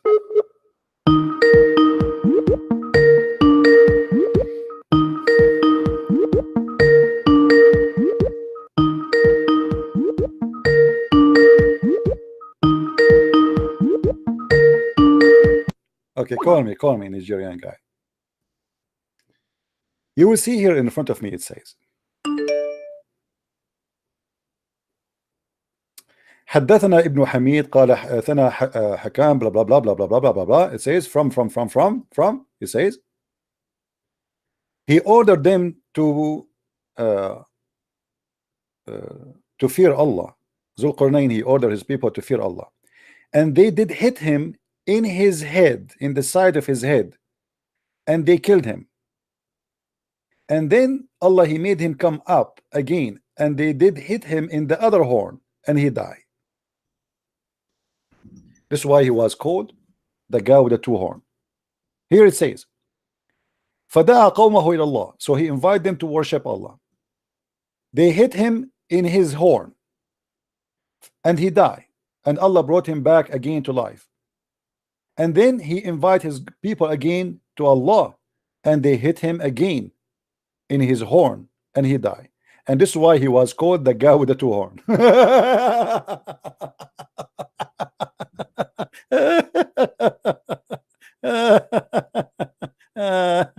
Oh boy, chat only. I don't chat only. Sorry, you want to talk to me, call me. I don't do chat. What? Don't waste my time. Let us call the ustaz. Answer potato, answer coward.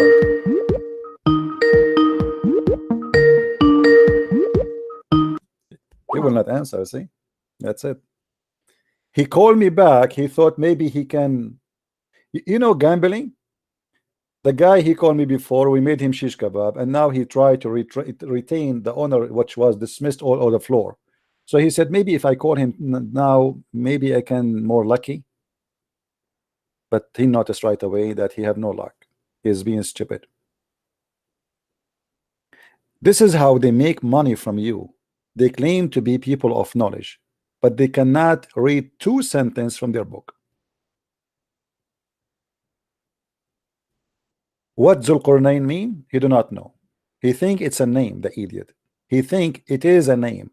What a donkey you are. Now we go back to our topic. As you see, Zulqarnain, he found the sun sitting in murky water, while the Muslims in their article are speaking about the pearly vision. The Quran says that Allah it challenged mankind. Give him a chance.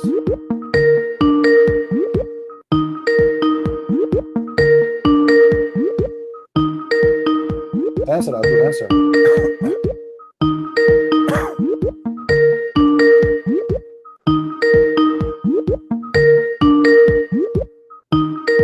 Answer, Allah will help you, come on.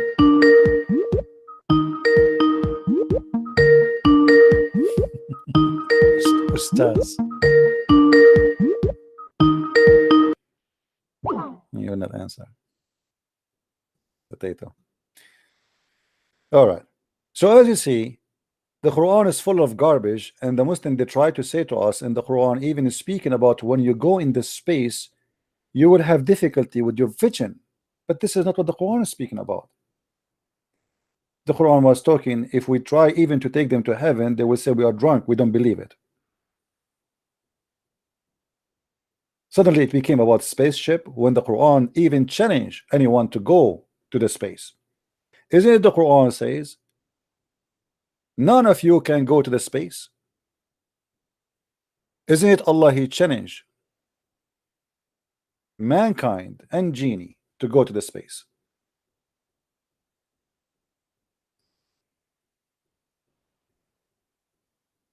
Let us see.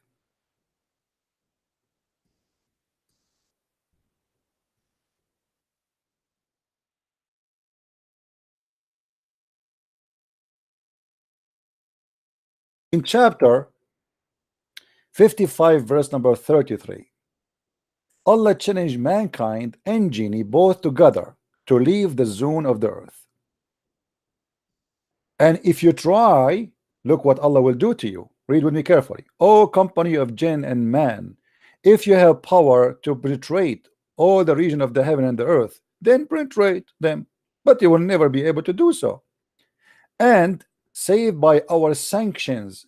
If you go and see what the sanctions, they will say only angels and prophet of God they can go through. If you are not an angel, which means not including the sanctions, Allah will shoot your ass.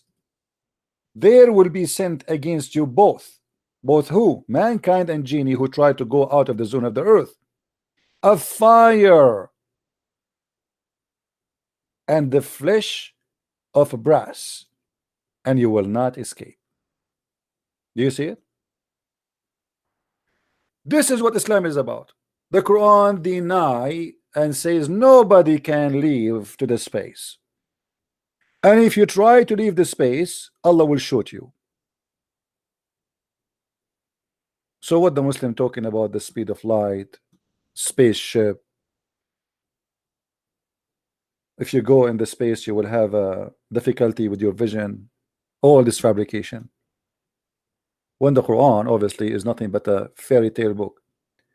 The same as we asked this guy who claimed to be Ustaz about Zulqarnain, who found the sun set in the murky water. Your God did not even know where the sun set. The sun doesn't set anywhere.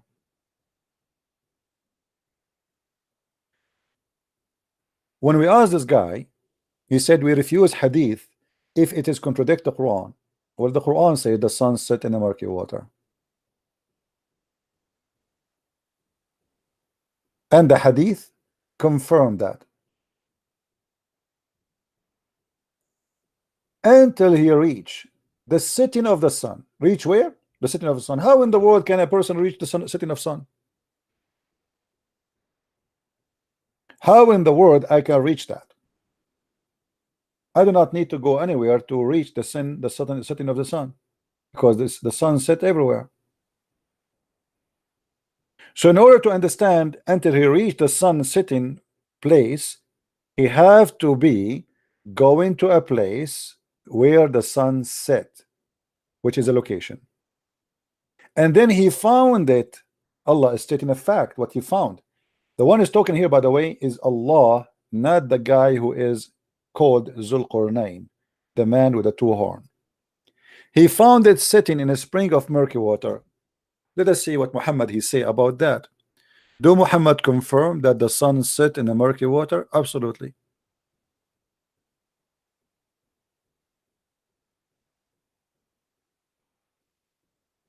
Read it. I was sitting behind Allah messenger,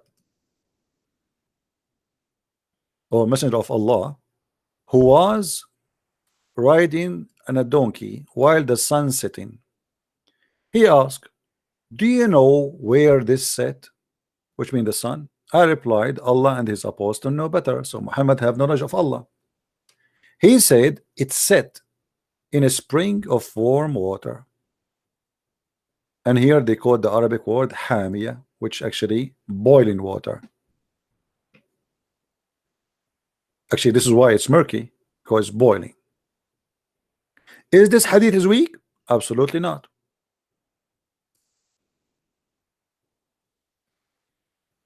Sahih. Is that a contradiction for the Quran? Absolutely not. So the story confirmed twice. Once explained by the Ustaz Muhammad, the one who called himself prophet, and one explained by the Quran, Ustaz Allah. And now we got Ustaz Nigerian boy busted, who claimed to be a person who have knowledge. He don't speak Arabic, he do not know Arabic, he cannot read Arabic, yet he is teaching about Allah and the religion of Allah.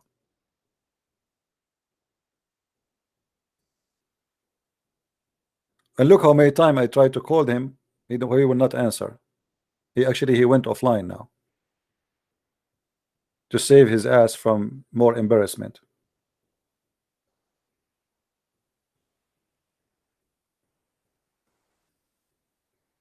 And by the way, the reason he called, because all the Muslims in his page, they are accusing him that he is, he's getting paid by me.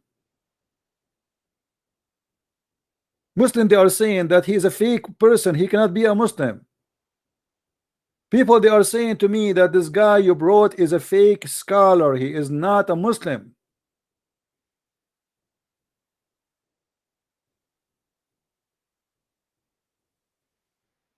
Now everybody is watching, and all the Muslim, they can judge which one of us is telling the truth.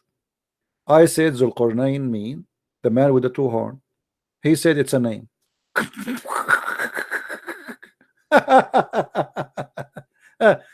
His father, he called him the guy with the two horn. Hey, two horn boy, come here.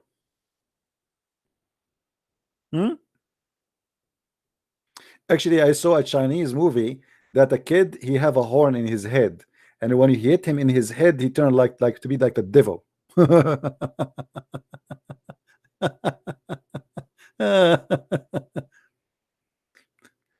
And look of them. The one before him, he claimed that he speak Arabic. When we gave him Arabic, he refused to read. He cannot see it no more. This guy, we ask him, do you know Arabic? He hang up. The second we start asking him, I insist, if he know Arabic, I want an answer, he hang up. Because if he say, I don't, this is very embarrassing. So do you see how they fabricate and they say miraculous Quran? Until now, did you see anything here miraculous? This is the most stupid book. Not only that, if you continue the story, you will see here he found where the sun rise too, not only where the sun set. Until so he changed the direction after that, and then he went until when he came to the rising of the sun, the rising place of the sun, and he found it rising on people who for whom had no provide no covering.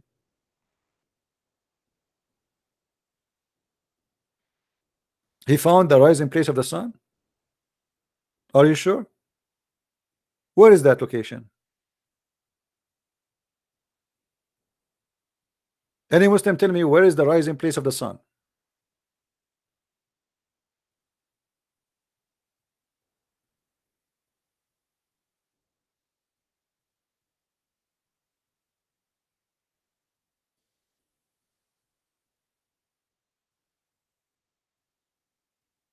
Any smart Muslim, he have an answer.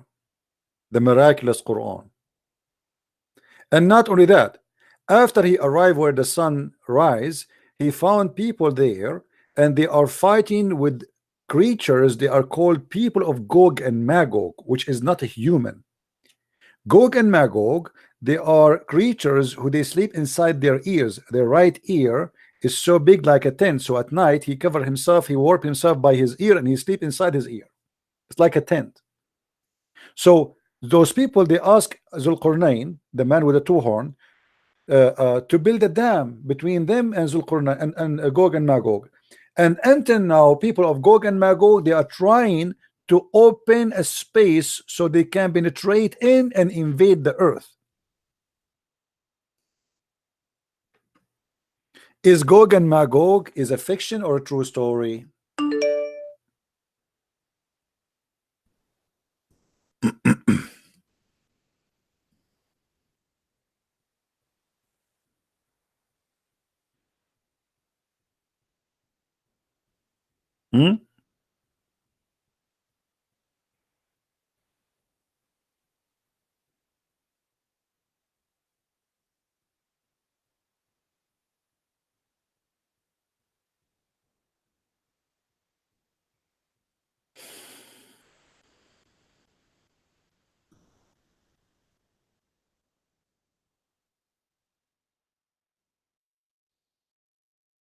Any Muslim? If I show you the story of Gog and Magog from the mouth of Muhammad, you will die laughing. Let us search for some stories about Gog and Magog.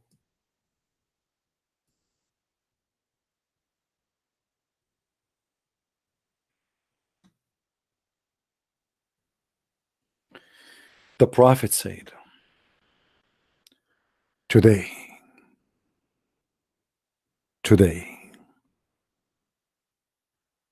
the wall, the barrier of Gog and Magog has been opened so much. Oops, oops, oops, oops, oops, oops, oops, oops, oops. That's very dangerous.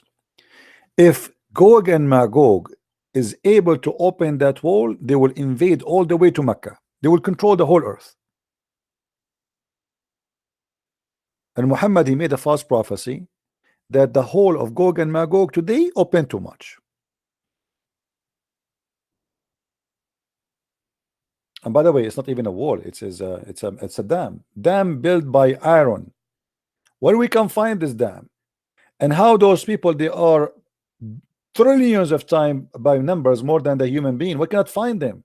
We can't even find one of them. The Prophet said, a hole has been opened in the dam of Gog and Magog.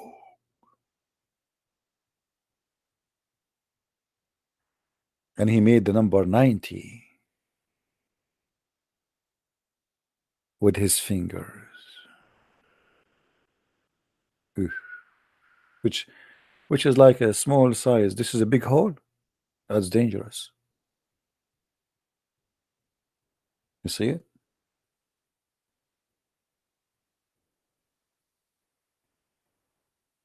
Gog and Magog.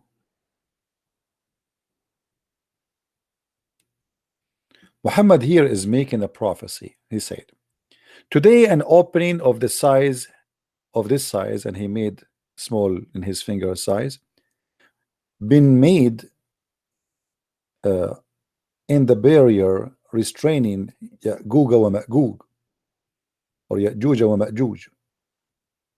And the PBUH made a circle with his thumb, the index finger. I said, oh Allah Messenger, shall we perish while still there will be righteous people among us? The Prophet said, yes, when wickedness prevail. You are the master of wickedness.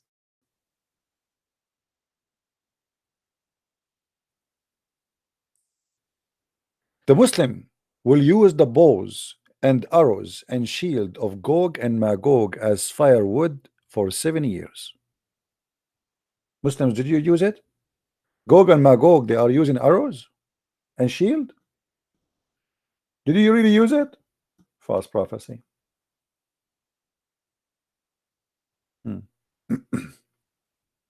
Look how much fiction Muhammad, he learned stories from the Jews and people around him, and he add them to his books, and then he promote them to scare people with fictions.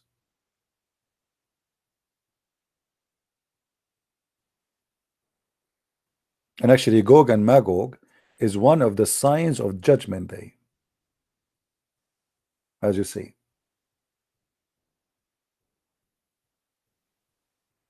All those speaking about Gog and Magog.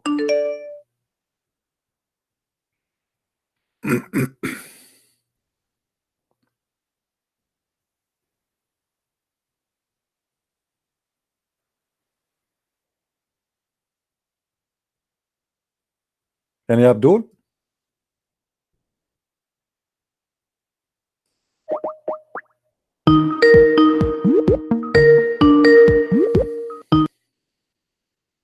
Yeah, hello. Yes. Yeah, I've just come on your show just to discuss about Islam. All right. So you're a Muslim, my friend? Yeah, I'm a Muslim, yeah. Okay, what do you think about the Muslim? They claim that Quran is full miraculous stuff. Yeah, that's true. Like what? There's many things, like for example, in the time of the Prophet ﷺ, no one knew about, in the Quran is mentioned about embryology. So in the way a baby looks in the stomach of a mother, Okay, without science you won't know. No problem. Can you give me a verse so we can take a look at it, please? Yeah, just one moment. No problem. Just pull it up 1 minute.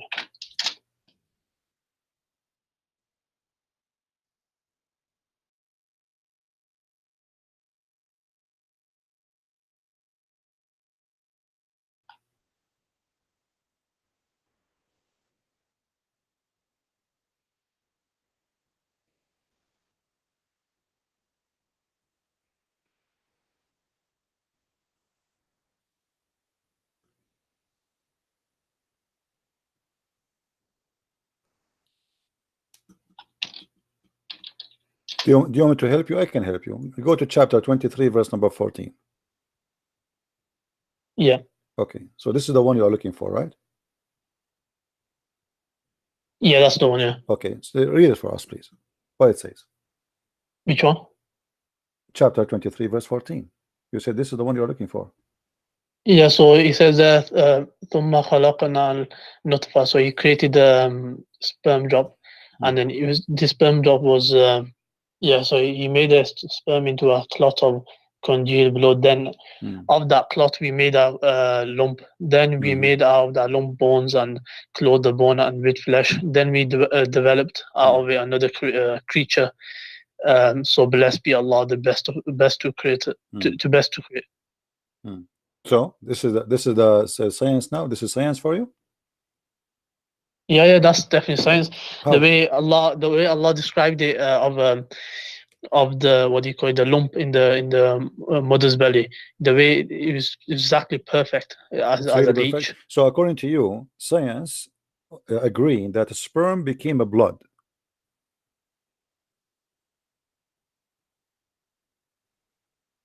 Into a clot of congealed. Yeah, that's right. What science says that? Can you show me any reference? No, I don't have a reference to. So how you know that this is what the science says? I mean, this is not smart, because the sperm will not transform to be a dead blood. Congealed blood is dead blood, and dead blood is dead blood. That's it. Doesn't grow, doesn't do anything, is dead. No, there's other reasons. This is just one of them, which I point out. Obviously, I don't know full details about this, but there's many reasons why the Quran is miraculous. Oh, but you are the one who chose this one for me. Remember, it's not me who chose it for you. So yeah, that's fine. I can choose a different. So yeah, I mean, so do you agree now? This one is a lie, is not true? No, I need to do more research on it. Okay, but hold on. Forget about the sperm transform into a congealed blood, which is very funny. Then it says that the clot became a lump, and then the lump became bones, and then we closed the bones with the flesh. So do you think really that Allah, He made you as bones, and then at the end He clothed you with the flesh? Do you agree with that? It was the process how it was. So it was a lump, then bones, and then there was one moment. If you want to ask like for help or to call a friend, it's okay.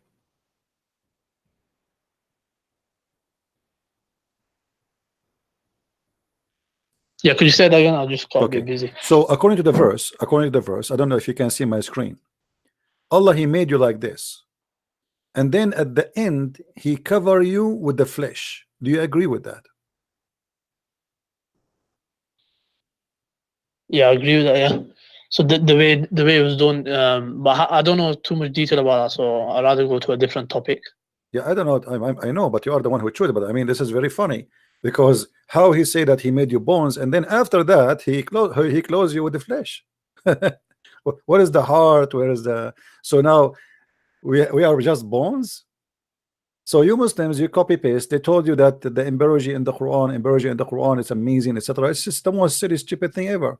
Okay, I will give you a chance to change the topic. Give me something else. Forget about this one. So this one looked like it is Allah was wrong, and Allah cannot be God. Now, give me something else. The preservation of the Quran. Preservation of the Quran. That's wonderful. How the Quran was preserved? So the way the Quran preserved, or for generations, mass transmission. So the Quran came down in mass transmission, and normally you would expect mass transmission to there should be an error in it, but because it came from Allah, there's no error in the Quran. We only have one book. We just showed you an error. What are you talking about? Didn't we just show you in the same verse? There's at least five. That's according to your. Yeah, that's no, according that's to your not according opinion. to me. You are the one who said to me miraculous and science, and we go there. This is error. Same time, the Quran was collected by Muslims, correct? Pardon? The Quran was collected by Muslims. Is that correct? So yeah, it was collected by the Sahaba as the companions. Okay. What is the Quran of the Sahaba? The Usmanis. What is the Quran? What is the Quran of Uthman? Do you have it? It's verbally. What do you call it? It was memorized. So how you say we collected, but it's verbally memorized? What kind of collection? This collection? Why you don't have a book? You don't have manuscript. It's collected as well. So it's even if there wasn't, for example, just for argument's sake, if you said there's no book, it's still what do you call it? Preserved verbally. Okay, how it's preserved verbally? I want you to give me the verses of stoning to death. Pardon? I want you to give me a verse, the one which Muhammad he received from Allah to stone women to death for adultery. Do you have it? Stone women to death. I'm not sure. Well, I'm not sure what you mean. don't you Muslims agree that if a man or woman they commit adultery and they are married, they have to be stoned to death? Yes. Yeah, that's right. Okay, this is a verse in the Quran. It was in the Quran. Where we can find it in the Quran?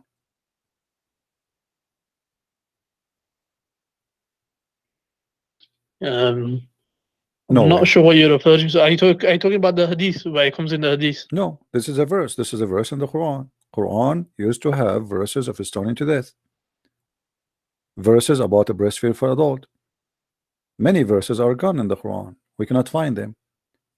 And as you see, It must have been abrogated. The certain verses they've my been friend, abrogated. how you abrogate the verse by deleting the verse from the Quran? You told me you reserve it because there's verses in the Quran, they are abrogated, but they are in the Quran still. Why you are and by the way, it's not abrogated because stoning to death is a practice of Muslims today. It's not abrogated. So what do you mean? No, there's certain verses in the Quran. What do you call it? They were the certain verses they abrogated. The certain verses Allah can take out anytime. That this was not. This is a period when the revelation was coming. It's not that we can do it now. This was a period when Allah was let me ask you, sending the revelation. did Uthman burn other Quran when he collect the Quran, as you claim? Yep. Okay, how the Muslim preserve the Quran but they burn the Quran? So what he did was there was it's because the Quran came I think it was 7 dialects. So the Quran came in different dialects. So people were getting confused. So what he did, he compiled all the dialects into one book. So it makes it easy for people. Okay. So you are saying to me, Allah he caused people confusing by sending 7 dialects, and it was a mistake, and Uthman he corrected Allah. No, it wasn't a mistake. So why they are confused then? Because they were getting confused, because some people were, because the new Muslims that are coming into Islam, they weren't learning enough. So now this is a process. with the new Quran, of Uthman, when you say he put the 7 dialect together, what does that mean? I mean, what does that mean? He wrote the same verse to 7 times? No. Nah. So what does that mean? So the way you wrote the verse, you could read it in different ways. So the Zabar Zair Pesh, you could read it in different ways. Okay, let me ask you, what is the first chapter Muhammad he received as a prophet? The first verse or chapter? The chapter or verse is the same. The verse was Surah what do you call it now? Surah Alaq. Okay, is that now the first verse in the Quran? Yeah, that was the first verse. Okay, but now is it in the first verse in the Quran? The order, the Prophet told the companion to order it in a different way. Can you show me the reference that he ordered them to do so? Let me just check. I will give you 20 years. Nonetheless, while I'm finding it, nonetheless, he was a companion of the Prophet, so he had authority to compile it. And he have authority to alter the Quran. That's wonderful, guys.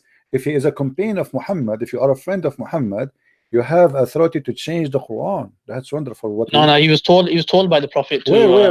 Okay, even if the Prophet, who is the Prophet who have the authority to change the Quran of Allah? If Allah gave it to him in such a way, who is even Muhammad to change how Allah gave it to him? Allah inspired him to. Show me where Muhammad he says that. This is a big fat lie, my friend. There's nowhere it says that. Who says what? He is inspired by Allah. Everything he said that he said to Uthman, change the way the Quran is made. The Quran actually in chapter 75 verse number 17, Allah said, Inna alayna jam'uhu wa Qur'anahu. It is for us to collect the Quran and to recite the Quran. It is not the duty of you Muslims. Whatever the Prophet says or does is revelation. My friend, show me where your Prophet said, write the Quran. The first chapter is Al-Fatiha. Show me. He won't say it like that, but it will say that. So you are saying to me that you Muslims, you fabricate your own Quran and you made it the way you wish. No, the order of the Quran has been told by the Prophet to do it. And the Prophet was inspired by Allah. I tell you to show me where he said that. Okay, 1 minute. Okay. Give me a couple of minutes. Give you until next year.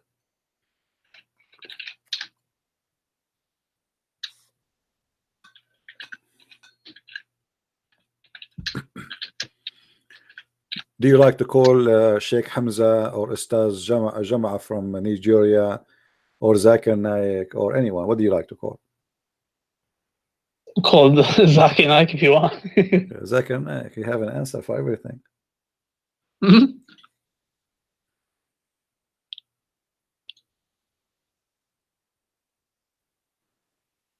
Shall I take a nap and come back later? Yeah, take a nap. You are funny, by the way. You will not find it, my friend. There's no such a thing. There's no such a thing. Quran never been preserved. It's a big fat lie the Muslims they claim.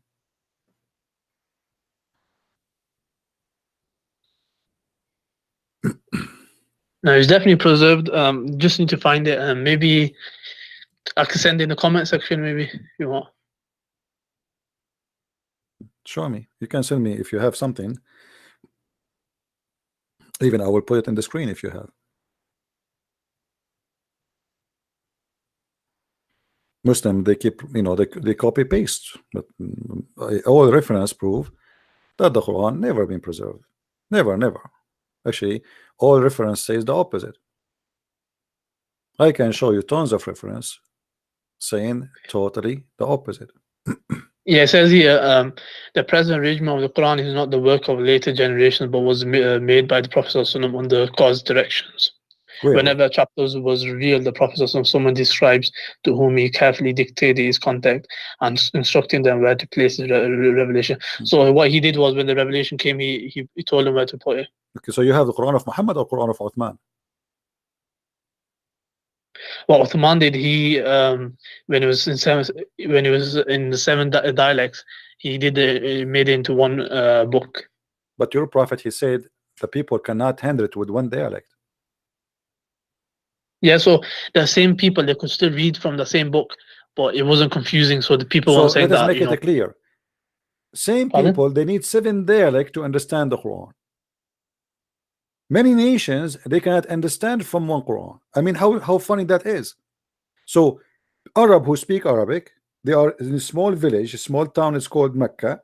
Still, they need 7 Quran to understand the Quran. But people from India, they could understand it. They couldn't recite it because of that the tongue, the way the tongue. What tongue? They are the same people. What are you talking about? We are Arab. We are the Arab, and we are the same people. So why we need 7 Quran? If the Arab needs 7 Quran in order to understand the Quran or to recite the Quran, a guy from Pakistan, how many Quran he need? It wasn't the 7. No, it wasn't the 7 Qurans. It was 7 dialects of certain words. No, it was 7 words Quran. 7 dialects. It means 7 Quran, my friend. The word is different. The whole thing is different. Let me show you. You said to me that the Quran was preserved. That the Quran says the Quran never been preserved. And Allah, even Allah actually himself, he caused you to forget the Quran. Isn't it Allah in the Quran? He said that we cause you to forget the Quran. He did what? Cause you to forget the Quran. Yeah, he caused the Prophet to forget the Quran, because Why? that was the basic. That's one way of obligation. Why? Because certain things they weren't needed, so he was taken back. But there's many verses in the Quran are not needed. Why Muhammad memorize them? Actually, more than 80% of the Quran is not needed. Read me carefully. It says, none of our revelation we abrogate or cause to be forgotten, but we substitute something better or similar. What is the wisdom of that? Well, what do you mean? This is the way Allah wanted to do it? What do you mean? It says here that he will cause you to forget to make something similar. So what the point? So let us make it simple. I will say now, I will make you eat shish kebab. Now I will make you forget what I just said to you, and I will say again, I will make you eat shish kebab. So why I made you forget the first sentence if it's the same as the second sentence? No, so why was Allah revealed a revelation for that moment, and then he abrogated it and he replaced it with something better or something similar. So you are saying to me, okay, did you say, aren't you the one who said something better or similar? Did you say better or similar? Yeah, that's okay. what I said. How the Quran can be better than the Quran? It was a ruling. It's talking about the revelation, the ruling, whatever it is, the ruling it was. So you are saying to me that Allah, he is fixing some mistakes he did, so he is going to give us something better. So he gave us a rule, and then he noticed that those rules are stupid, so he decided to make it better. No, that's not true. So what better mean? What happened was, so what he did was he revealed the revelation, and then the revelation fitted for that moment only. So then he for example, one of the rulings, like for example, alcohol. So one of the rulings that you don't come to the salah with alcohol. So it was slowly by slowly. But the ruling of alcohol, he did not cause you to forget them. Here we go. Both of them, they are in the Quran. Yeah, but they were the verse itself was abrogated afterwards. My friend, doesn't matter. That's not what I'm saying to you. Here is talking about to be forgotten. What the point of making you forget something if you will make something similar or better? How is that can be? Why? He will cause you to forget. Why he want to cause you to forget? No, what I'm saying is that is a ruling. It's a ruling for that time and period. That's not the question. Here we go. The Quran, as an example, there's verses that praise the alcohol, saying it's a miracle of Allah, and there's verses saying that don't pray when you are drunk, and there's verses saying don't drink at all. Correct? Yeah. Okay. See, three of them in the Quran. Allah did not make us forget them. Allah did not delete them, but they are abrogated. One abrogating the other one, no problem. But here he's saying any verses we caused you to be forgotten. What is the purpose to make you forget the word of Allah if Allah he promised you to preserve the word of Allah? Doesn't matter if it's going to be valid or not anymore. There's more than 80% of the Quran is not valid no more. So why you want to make us forget the verses?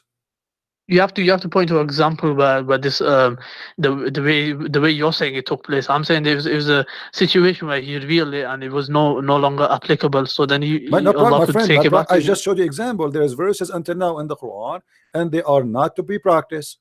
As an example, yeah, but to be peaceful. If Allah chooses to do this, either way, He could do it whatever way. So the Quran, no, the Quran saying that Allah He made you forget the Quran, which means the Quran no way is preserved, because according to Islam itself, according to Quran, Allah Himself caused the Quran not to be preserved by making you forgetting the Quran.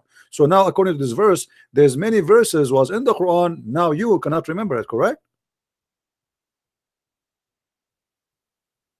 No, they weren't supposed to be the final revelation. So whatever Allah made forget, that it wasn't meant to be for the final revelation. So the final. It doesn't matter. It doesn't matter, my friend. There is verses Allah caused you to forget. Is that true or not? Either you say yes or you say no.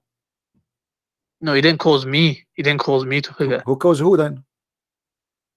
He caused the Prophet to forget. So, and you get your Quran from who? Yeah, the Prophet. Okay, so the Quran forget, you forget it too. So now we have Quran which is missing, and Allah Himself He do not know, or let us say He caused you to forget them. Now let us see if the Quran is preserved. Do you know the story about the goat eating the Quran? No, what? The goat eat the Quran. That the hadith that the goat that ate the Quran piece, that doesn't take anything away from Islam. Okay, so where is the verse of stoning to death? Here we go. The goat ate it, and now we cannot find the verse. Yeah, that doesn't take anything away from Islam. Allah allowed that. You Muslim, you say to us the Quran preserved, and there is verses of stoning to death and the breastfeed for adult 10 times. We cannot find them in the Quran. They were meant to be in the Quran. It's simple as that.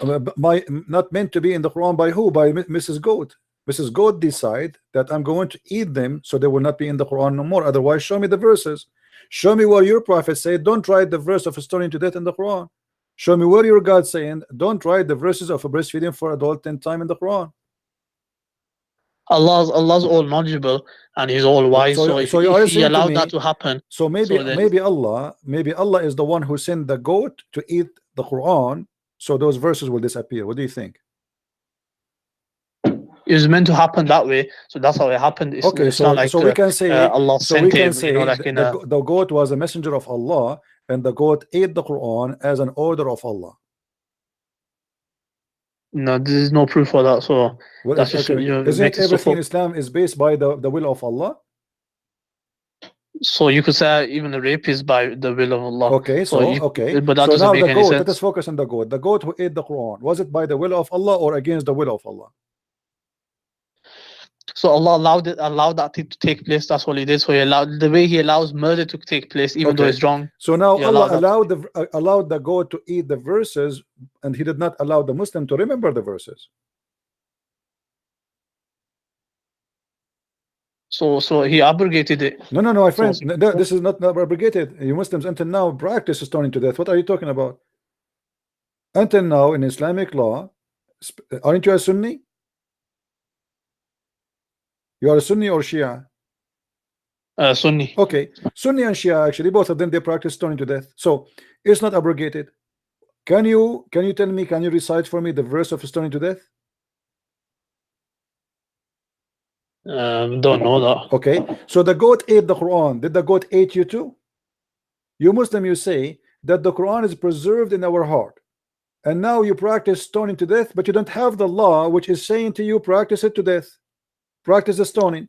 So now I was show me another book that's been preserved by millions, has been memorized, the whole book, by millions of people. Show me another book. What book? Show me another religious textbook where it's been memorized by millions of people. The Jews, the Christians, my mother, she memorized the whole Bible by heart from cover to cover. I said million of people. No problem, but you know, you Muslims, you learn that from the Aramaic. The Aramaic, they sing the Bible singing. They sing it, all of it. They sing it. The whole Bible is a song. The whole Bible for them is a song. And Muhammad, the recitation of the Quran today is exactly what the Aramaic people, how they recite the Bible. As simple as that. The Quran is such a miracle. It can make a person cry. The Quran which is preserved. Do you see in front of you in the hadith it says that Allah, he sent order as a verse of a breast feeding for adult? Do you see it? Yeah, I see that. Yeah. Okay, how in the world your God, if he's a true God, he ordered a woman to give her boobs to an adult man to suck it, and he is a stranger? What are you talking about now? The breast feeding for adult. How your God is a true God, yet he ordered a woman to give her breast to a stranger, which is a man who is not her from her family, he is not her husband, to suck her nipples 10 times in different 10 days until he is satisfied. What kind of God, this God who preserved your book? This a scholar said that this refers to the milk going in a bottle instead of my friend, it's an adult man. It's an adult man. Adult man. What milk in the bottle? What it says suckle. Do you know what suckle? Arda'i. Arda'i is not a drinking. So suckle him. And this woman, she don't even have milk. She is not that young. In order to have milk, you have to have babies. You have to be a woman. She deliver a child. Women, they don't have milk. Anytime you squeeze their nipples, they have milk there. They are not a refrigerator who you open it and there's a bottle of milk and you drink from it. It says suckle him. He didn't say give him your milk. Suckle him. It doesn't matter what suckle. Suckle your nipples. Yes. Firstly, there's no what do you call it? Firstly, I've been told that this is supposed to go in a bottle, and there's no. This is a lie. This is a lie. There's nothing sexual I about challenge you to show me one person, one scholar. He said this is about suckling in a bottle. This is what the Muslims they try to say today because this is shameful. The scholar, I can show you a link where. My friend, show me the scholar, and I will get them busted in a second because your prophet explained it. Yeah, I can show you. What do you call it? Let me show you too. Let me show you. They are lying to you. The explanation of the. No, they cannot explain it. They are liars. If you want me, show me a scholar. Show me a scholar, not a link written by some idiot. Scholar means someone like At-Tabari, Al-Qurtubi, Al-Jalalain, Ibn Kathir. Show me, no problem. Show me a scholar. I'm not talking about okay, so those are not scholars. Anyone who wrote those articles these days is just to avoid the scandal of Islam. They are not a scholar. They are scumbag. So if you want to show me a scholar, name a scholar. A scholar is a scholar. Those who they are exist long time ago, and all the Muslims agree with them for centuries. Suddenly, nobody want to read their books. Now, no, this is a video on Sunni defense. My friend, what Sunni defense? Sunni idiot. Because you're a prophet. Sunni defense. My friend, you're a prophet. He explained it. The woman, he said to the woman, suckle him. Do you know what suckle him? Do you know what the word suckle mean? Like I said to you, it's supposed to go in a glass. My friend, don't tell me drinking from a bottle. At that time, even there was no bottle. Secondly, he said suckle him. Does it say the word suckle him or it says different word? I'll post the link now. Just watch Don't the post video. any link. Read for me. Does it say in the front of you? Suckle him.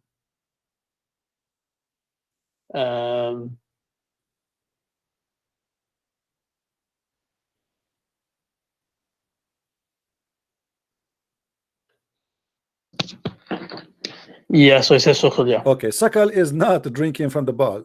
In different hadith, your prophet, he said, breastfeed him. Does it say that? Says what? Breastfeed him.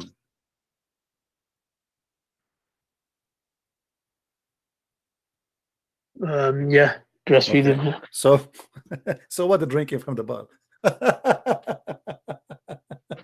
And this is why the woman, she was going crazy. How I'm going to do breastfeeding for the guy and he's an adult man? Otherwise, Muhammad, he said, don't worry, just give him a cup of milk and he would drink it. This is what I meant. He didn't say that. She said, how I'm going to breastfeed him and he is a grown man. Huh? One interpretation goes in a cup. Secondly, it's not sexual because after this takes place, that person becomes a relative. So False, that person can never false. get married. Or you have can search intercourse or in the anything like internet. No, this is a big fat lie. There's no way. There's no Muslim scholar in the world agree that if a person suckle, an adult suckle, he will become forbidden. The forbidden in Islam but after suckling is only for an infant, not for an adult. This guy is an adult. So they are lying to you again, my friend. Yeah, anyhow. Okay, so now we notice that the Quran, which you claim is a preserved, is not a preserved. Did Aisha, she said that the chapter of Al-Ahzab used to be equal to the chapter of Al-Baqarah? What was that? Say it again. Did Aisha say that the chapter of Al-Ahzab used to be equal to the chapter of Al-Baqarah? I haven't read that before. I haven't read that before. Okay, I can show you a reference. Let me show you some reference. And what's the point of that? What was the point you're making? Well, the point is very simple. If the chapter of Al-Ahzab used to be equal to the chapter of Al-Baqarah, that means there's more than 200 verses are gone in one chapter alone. So when Aisha, she says such a thing, and you say to me that the Quran is preserved, that's a very serious statement. Where is that? No, that could mean anything. That could mean, if you look in context, you could say that could mean it's been abrogated by Allah. My friend, this is what Aisha, she said. It was in the size of etc. What abrogated? This is what they have. This is what they have. If you let me show you. Do you know Arabic? No, I know some words. Okay, no problem. Read with me carefully. I will give you the link. You can translate in Google. All right. It says,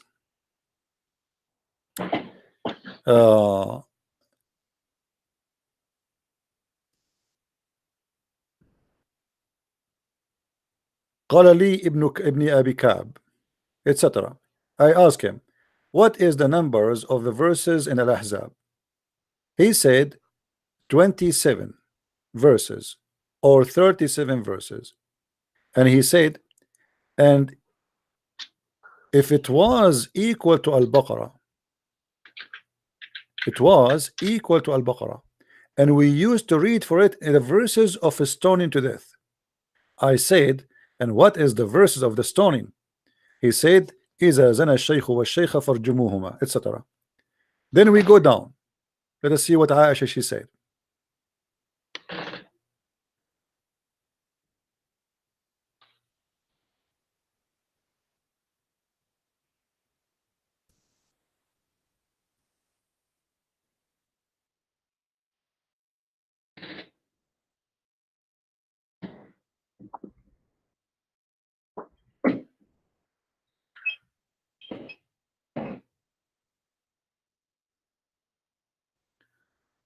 Let us see. Here we go.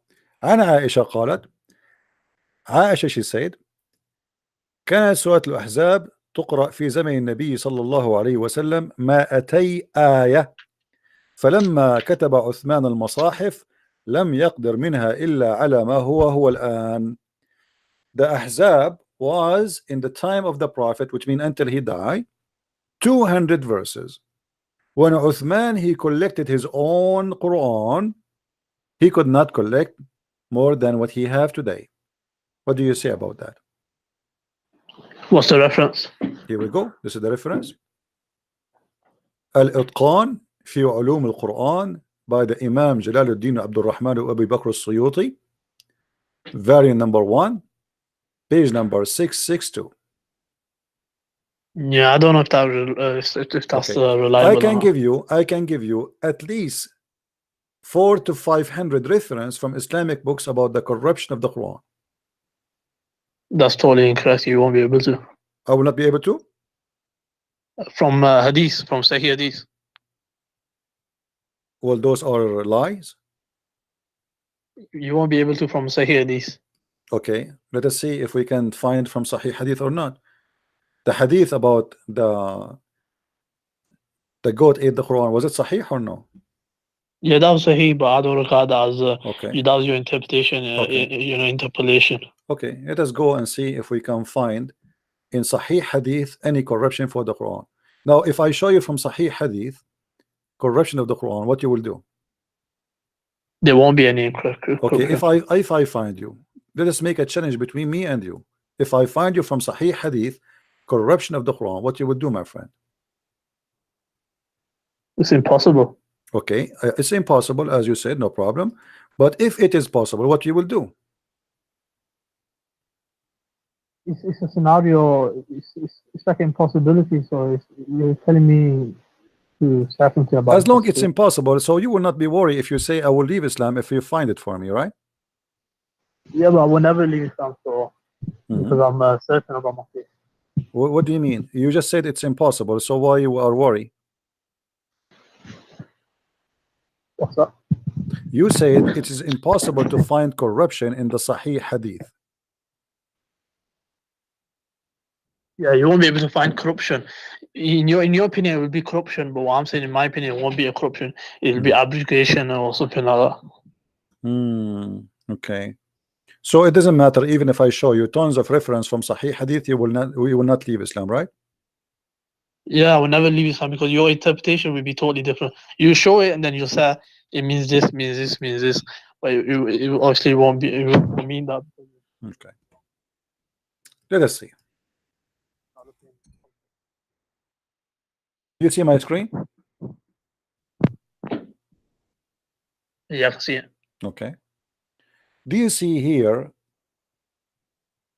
Omar saying, I swear by Allah, had it not been so that the people might say, Omar made an addition to Allah book, I would have written it there. He was going to write there what?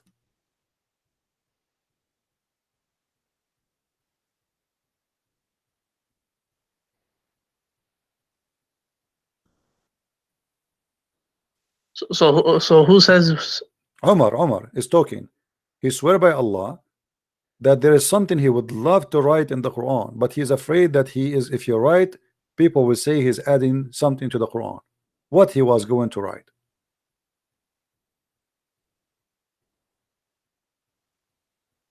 You just read from the start. I want to see what's the context.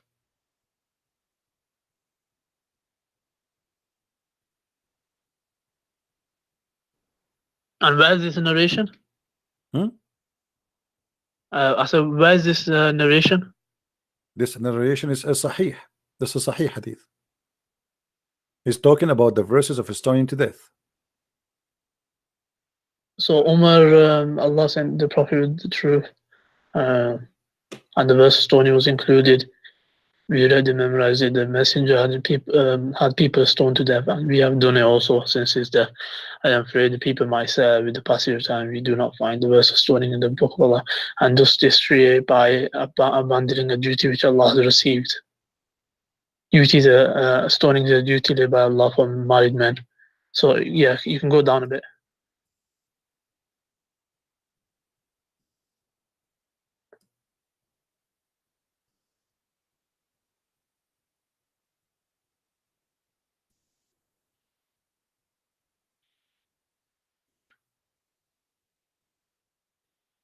we read and memorized the.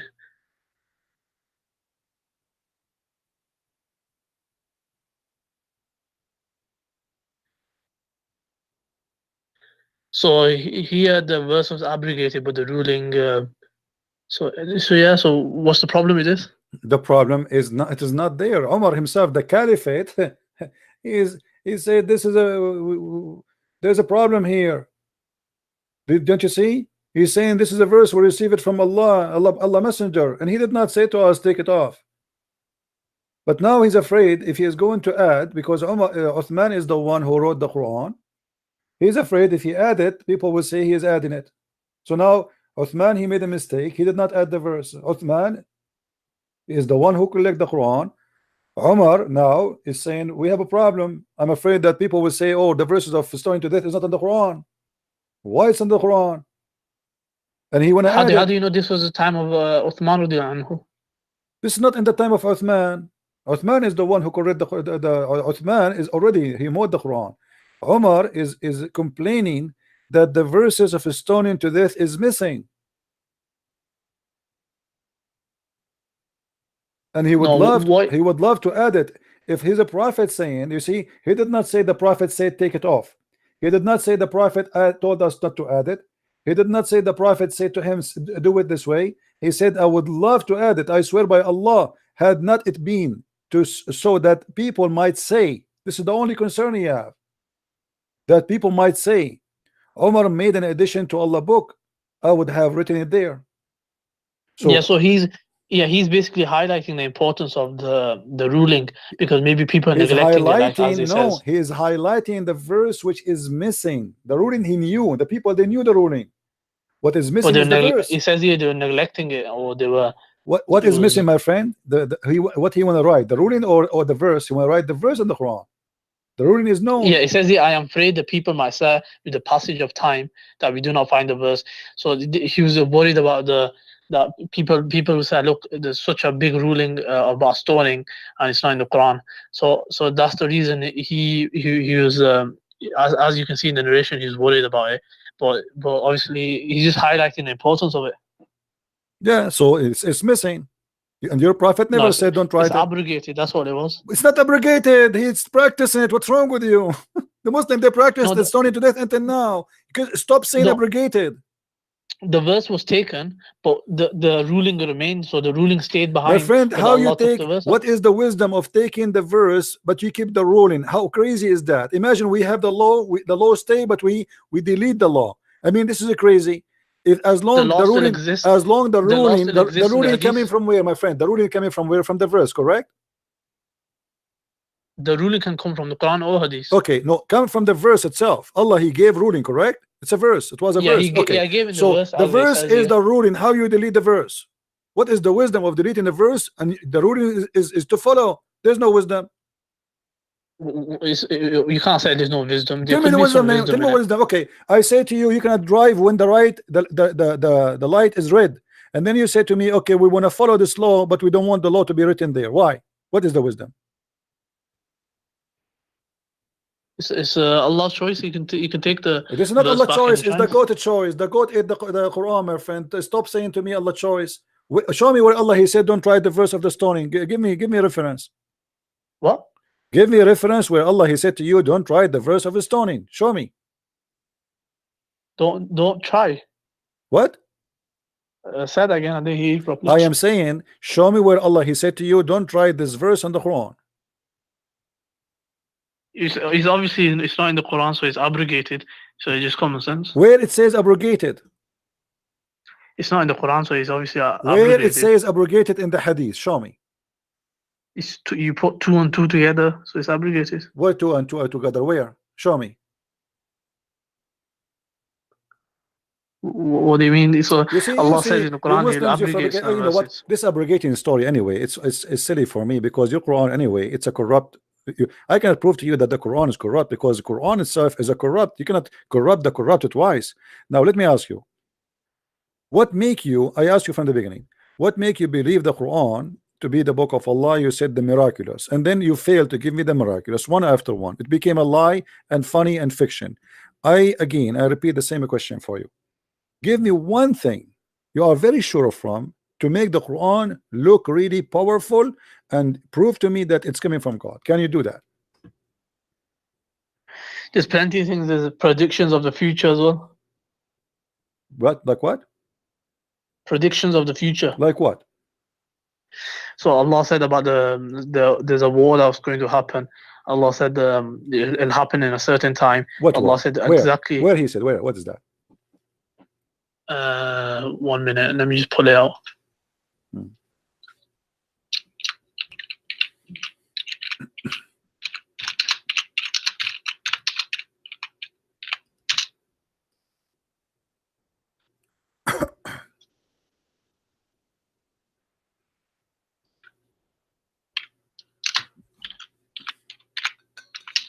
So it's regarding Romans beating, I think, the Persians or something. Find it so we can laugh together. Let me get some water. Go ahead. Take your time.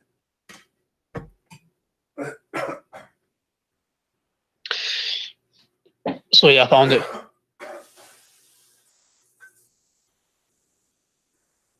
Yeah, I found it. Yeah.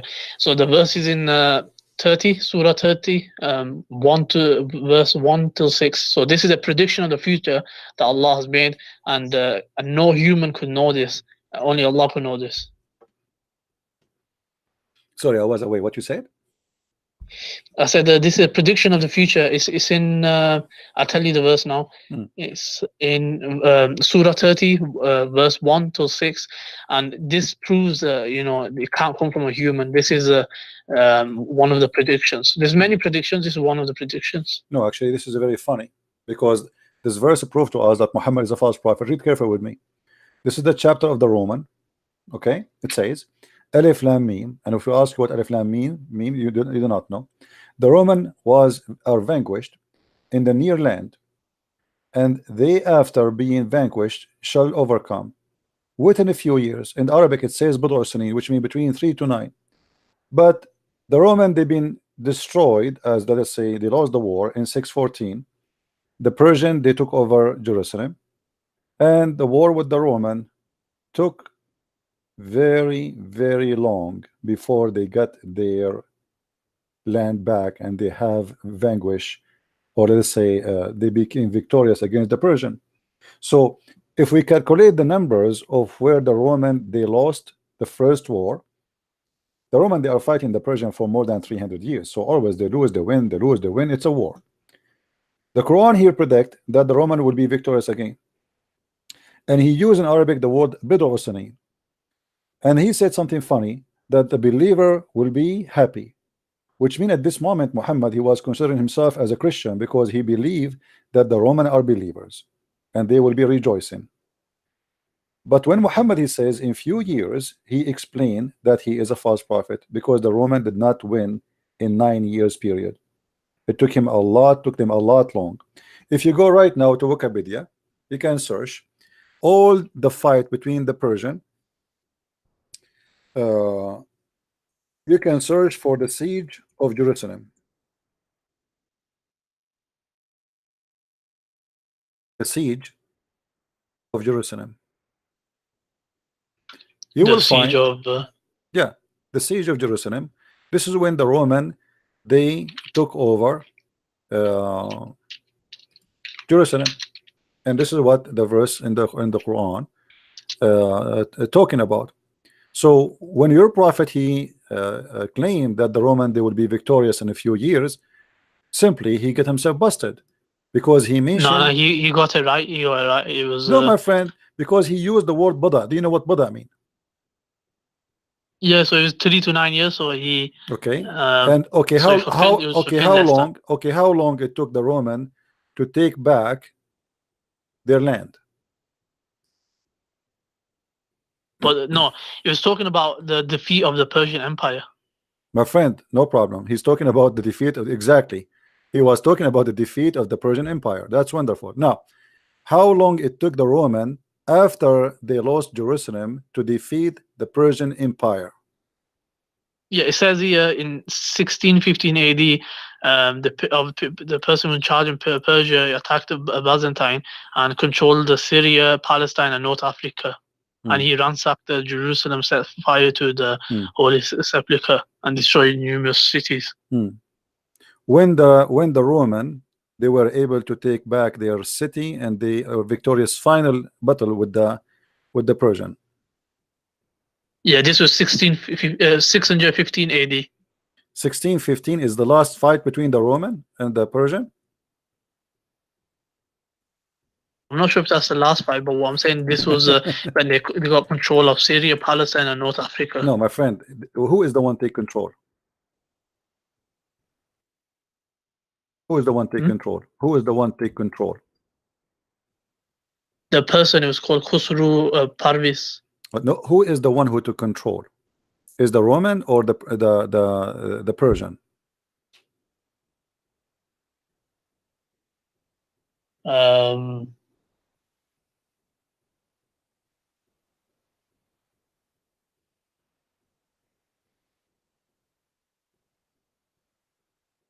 So the Romans. Huh? No, it was the Romans have been defeated. Okay. So, which year the Roman been defeated? Let's go back to 0. Which year the Roman was defeated?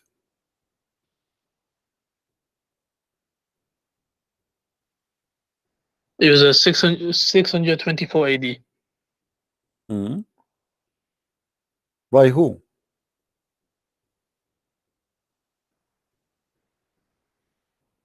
I'm not sure by who was it. Okay. Is it okay if we go and read the interpretation for you? By who? By your scholars. Yeah, it depends which scholars. Which scholar you like? Which one is your favorite? We have all colors. Tafsir ibn Kathir, you can go on there. Ibn Kathir, that's wonderful. Here we go. You like Ibn Kathir? We go to Ibn Kathir. So we go to chapter 30, Ibn Kathir.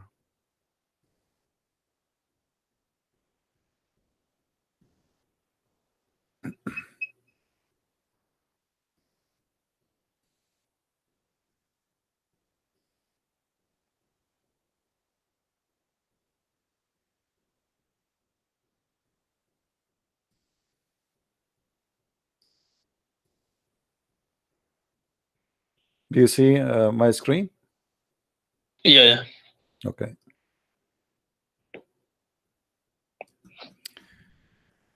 This ayat were revealed about the victory of Shabur, the king of Persia. So who is the king who was at that time?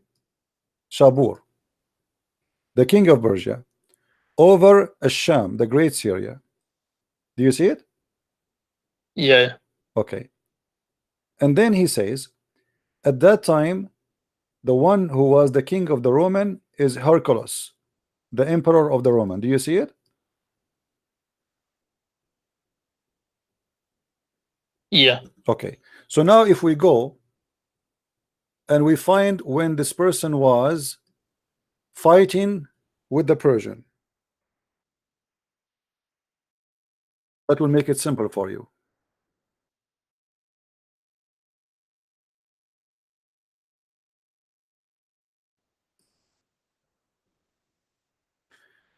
If we go right now, it says that this king, during his time, the war, it was between the 602 and 628. Do you see it? Yeah. Okay. Which year those people they took the land of or let's say Jerusalem?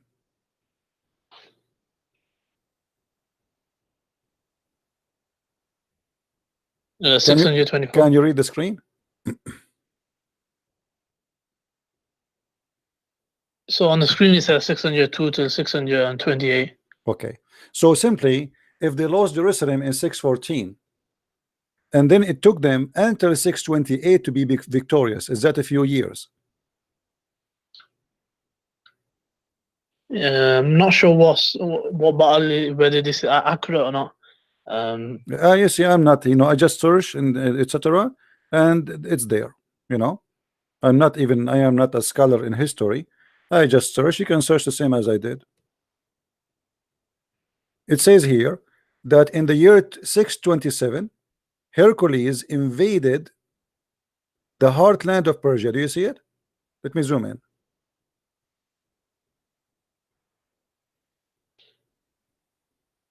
Do you see it? Yep. Okay. So the defeat of the Roman happened long after the 9 years Muhammad was expecting.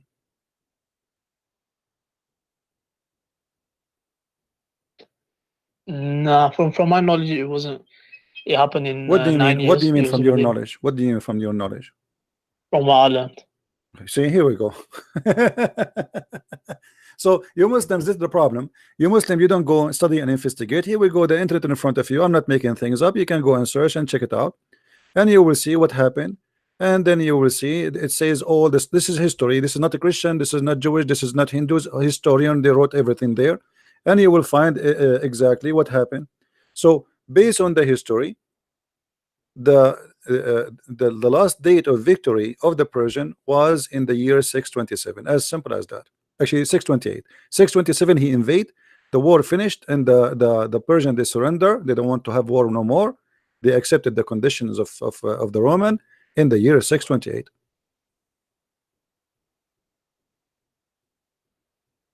So your prophet gave a false prophecy. No, it wasn't a false prophecy. It is a false I'll look prophecy. into Here it we go, more. the reference in front of us. Yeah, like I said, I'll look into it more. Okay. You're like Okay, a my biased friend. Okay, source, my so- friend, hold on. Let me show you, as long you are the one talking about the Roman. Okay? The Roman.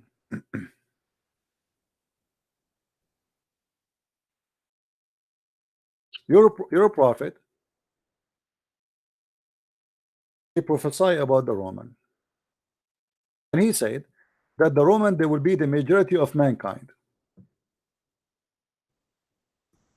So the Roman, they will be victorious, and they will be majority of the mankind. Read with me carefully. I heard Allah Messenger, peace upon him, saying, as he's saying, the last hour would come when the Roman would form the majority amongst the people. Do you see it? Yep. Okay, is that a false prophecy or not? No idea. It's not false. If What do you it's, mean? if What the is prophet what said is it, where it's is not the false, Roman so now? Where we can find the Roman? Was Romans not Christians? The Roman are not the Christians. The Roman are Roman, my friend. I am not Roman. Roman are people, are not. It's not a religion. What Arabic word was used for Romans? What? What word was used for Romans in Arabic? Rome. Rome. The Rome. This is their name before they became a Christian. They used to be pagan. Their name is Rome. They became a Christian. Their name is Rome. The name did not change. The Rome have nothing to do with the religion. So the Roman have nothing to do with religion. So your prophet here is prophesying that the majority of mankind will become Roman. So here we have two prophecy from your prophet about the Roman, which is false, proving Muhammad to be a false prophet. No, What is- what's the description of Romans? That's the main My point. friend, So the description what of the do you Roman define is as the Roman. The Roman is the Roman. What description of the Roman? This is the description. This is they are Roman. They are the No, how do Roman. you define Romans? Huh? The Roman are the Roman. The Rome. Now we don't know who is the Roman. Suddenly now you do not know who is the Roman. You are the one who told me he prophesied about the Roman. Suddenly now you do not know who is the Roman.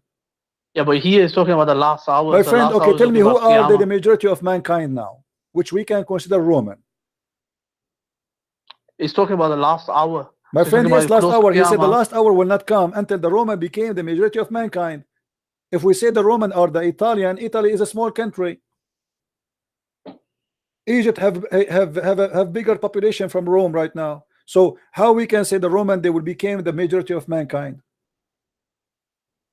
It depends what he's referring to when he says Romans. Okay, tell me, you tell me what he's referring to. Here we go. He said the Roman. He did not say the Christians. When you say No Roman, idea. when you gotta say ask, when you say Roman, no, you have an idea. You are the one who said to me, you're a prophet. He said the Rome. Now suddenly we do not know what the Rome. Isn't it the Quran? Is your book who says the Rome? The Rome is the Roman, is the one who have empire. It's called Rome.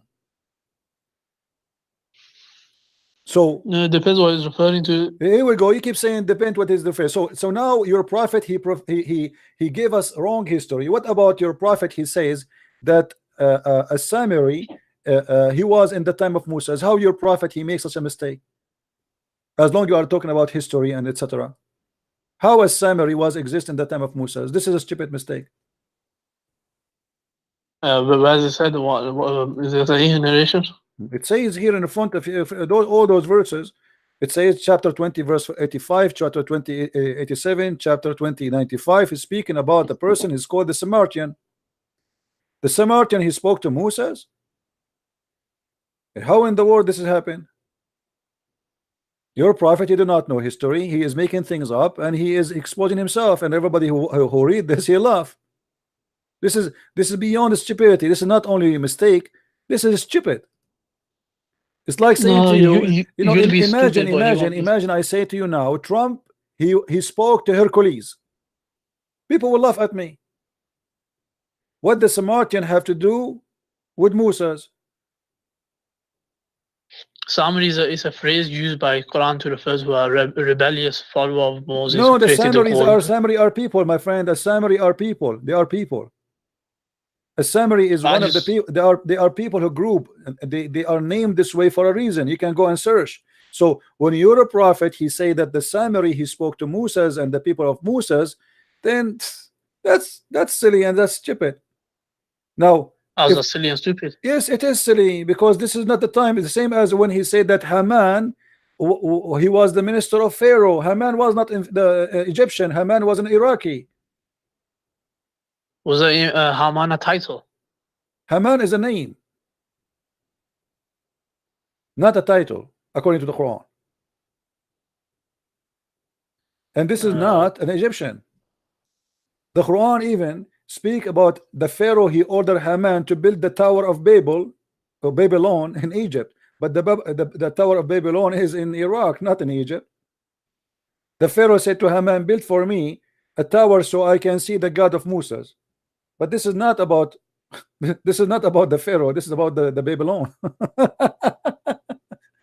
Your God is messed up God. Everything in the history, your God, he said that Mary is the sister of Aaron. Mary is not a sister of Aaron. When the Jews they get Muhammad busted, he said, oh, they used to call them by their great ancestor. But Aaron, that's the explanation. But Mary, she is not from the ancestor of Aaron. She is not from the same tribe. But look, this is what happened. Moses and Aaron, they have a sister. Her name is Maryam. If I ask you, what is the name of the father of Moses according to Islam? Can you search Google? Abu? What is the name of the father of Moses according to Islam?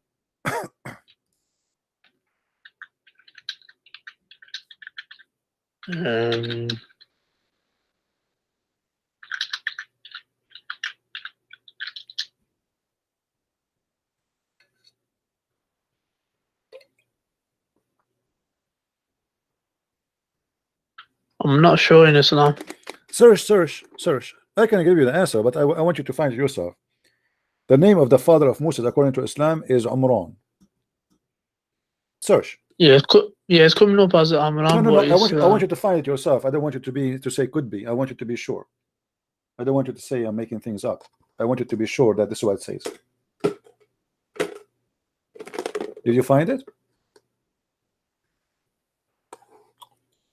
No, it's just showing in the Bible. It says Amram. No, in the Bible it's not. In the Bible, it says in the Jewish scripture, the father of Moses and Harun is Amram in Exodus. Amram, not Amram. Amram. So as you see, you're a prophet. He went from the Jewish book. He found that there's a guy. He is the father of Moses. His name is Amram, but he thought it is Umran. So he told the Muslims that Mary is the daughter of Umran and Moses is the son of Umran and Aaron is her brother.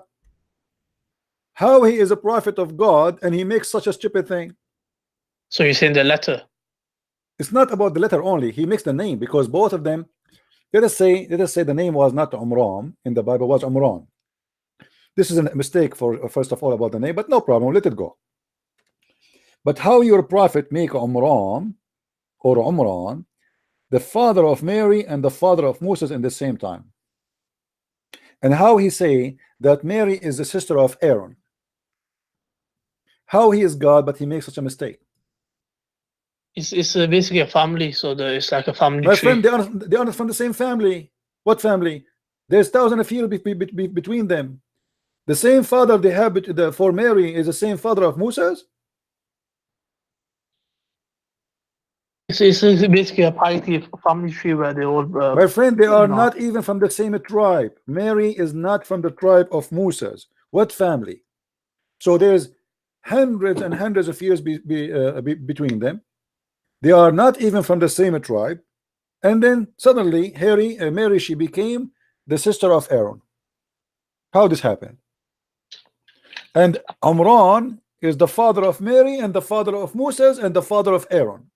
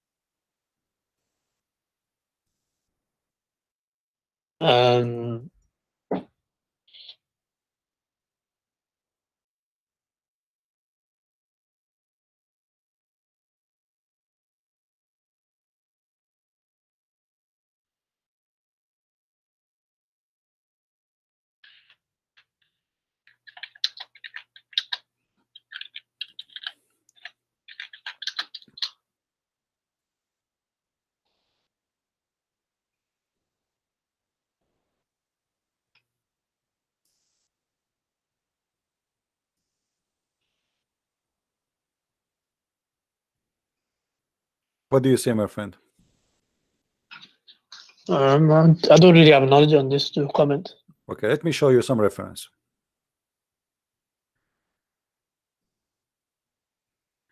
This is the book Al-Kamil fi Tarikh, written by Ibn al-Athir. This is your scholar. Volume number 1, page number 150. The story of Moses, peace upon him. He is Musa, the son of Umran. Do you see it? Mary in the Quran, she is the daughter of Umran. And she is the sister of Aaron. And Aaron is the brother of Moses. All right, my friend. Anything else you want to show me to prove the Quran? Until now, you failed to prove me anything about the Quran to be from God. Everything you said to me, it was a disaster. Do you have something more? Something stronger than what you have? There's plenty of things. Like what? One of the, what do you call it? There's no contradictions in the Quran. There's no contradiction in the Quran. Is that right? No. Okay. Well, let us see if this is true. Which one Allah created first? The trees or the stars? The trees, the grass, the substance, the water, or the stars? Don't know. Try.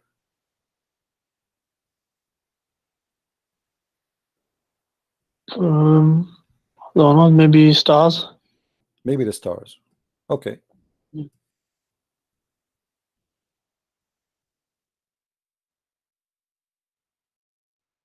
So according to you, Allah created first the earth, right? Sorry, the stars, the sky. No, from the two you just gave me. Which one Allah created first?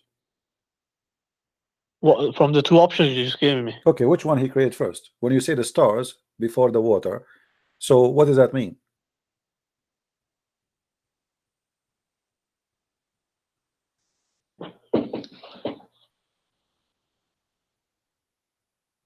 No, I don't get your point. What do you mean? So the trees or the stars? Okay, which one? The first thing Allah He created first. In chapter The 2, first thing. I will help you. I will help you. In chapter 2, verse number 29, it says, "It is He who created for you that all in earth, and then He turned to the heaven, and He fashioned it as 7 heavens." So, based on this verse, what Allah created first? No, Allah created something else before that. Huh? Allah created something else before that. What is that? It's a difference of opinion between the scholars. Some say it was a pen, some say it was water. We have some say it Quran was now. We arsh. have Quran. There's anywhere in the Quran it says Allah created first pen? No, and even in this verse, it doesn't say No created problem. But first. no, here it says, no, it says, it is he who created for you all that in earth. Then he turned to the heaven and he made them 7 heavens, correct? Yeah. Okay. So everything in the earth created, and then he worked in the heaven. Yes?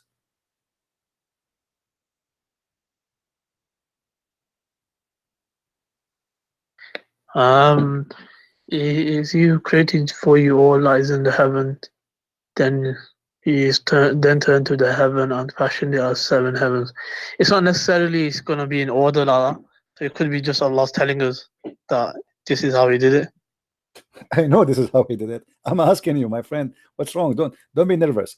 So what Allah created all first? The earth, everything in the earth, or everything in the heaven based on this verse? I'm not sure. So it depends on the My friend, how if you is want it to play how is games, Summa okay, used. you see, there's no point of me Different talking to you. reasons If you want to play Summa can games, be I mean, used. don't tell me you're not sure. The verse in front of you, it's very simple. It says, it is he who created for you all that in earth. Then he turned to to heaven and made them 7. So what do you mean there is not sure? Depends on what does Okay, it my mean friend, here, thank you. Depend for your game. I'm wasting my time with you. Depend. What depend? It's in front of you. Depend.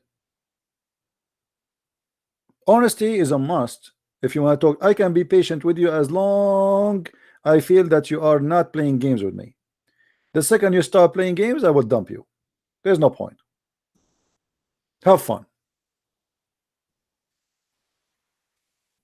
The Quran is the book of contradictions. In this verse here, Allah claimed that he created everything in the earth, and then he started working in the heaven and he made them 7 heavens. But this is totally different from what we're in chapter number 41.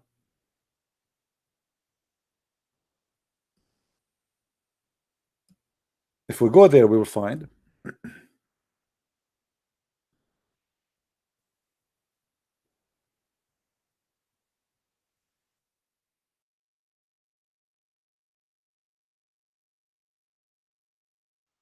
let us go first to chapter 79.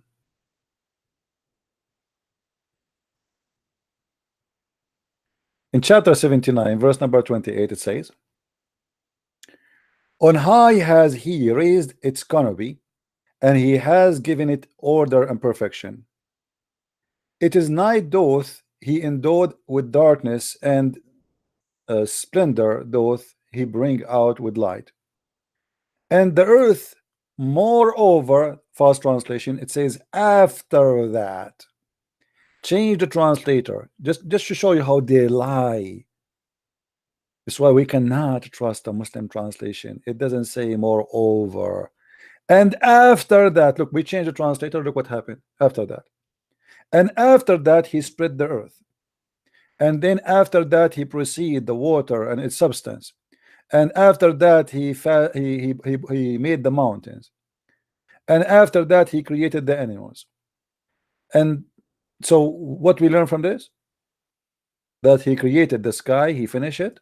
He made the day and the night, which means he created the stars. As you see. And then after that, he started working in the earth. But in chapter 2, Allah created first everything in earth, and then he went to heaven. Not only that. If we go to different verse in the Quran, you will see it says the following. Here, this is some Muslims here. They say the word the haha mean he made it like a circle, but the fact it says made it flat. Read carefully with me here.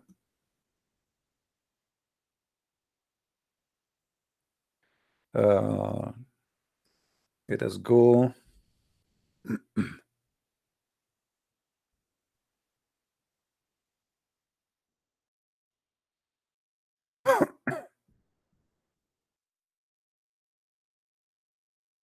Never waste your time with somebody who want to play games. There's no point. Read carefully with me here. Say, O Muhammad, into the idolaters disbelieve. You verily in him who created the earth in 2 days, and ascribe into him reviles, and he is the Lord of the world. Okay, thank you.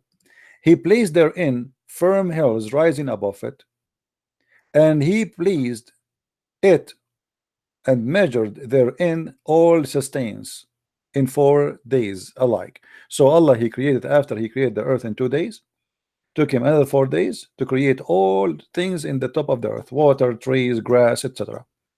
Then he turned to the sky, and it was a smoke, which means there was nothing. But this is contradiction for chapter 79.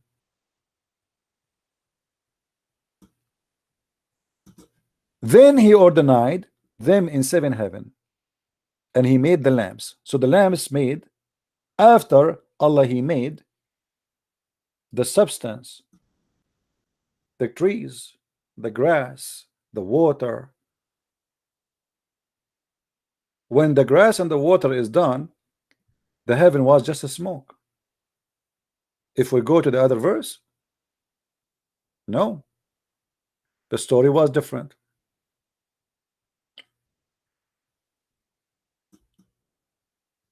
Let us go to the verses.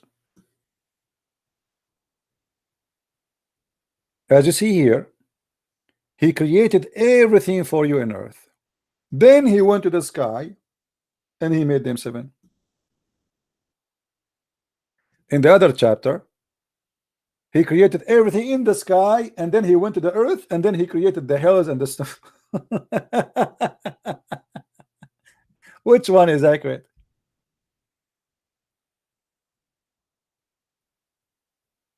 Which one? The earth first,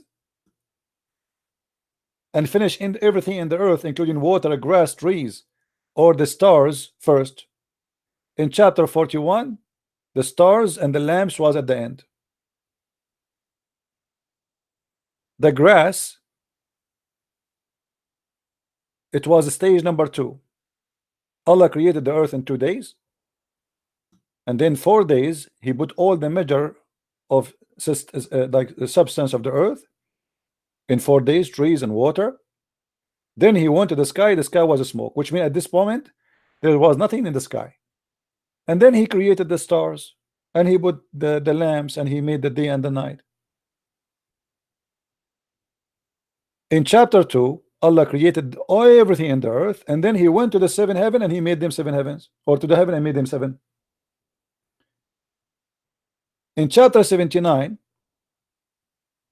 Allah finished first the sky, period, everything in it. Are you harder to create or the heaven to build? He raised it high, therefore, and ordered, and he made dark night, therefore, which means now he created the stars.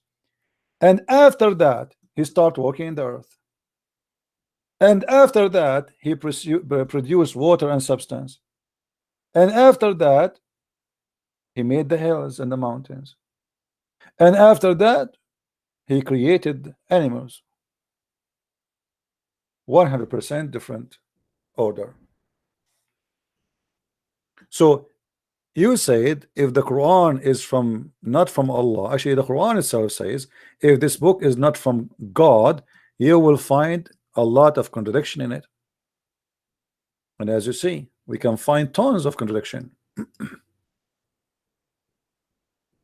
Quran itself said if you find contradiction in the Quran, then this Quran is not from Allah, obviously. Do you see it? Chapter 4, verse number 82. So how this book can be the book of God?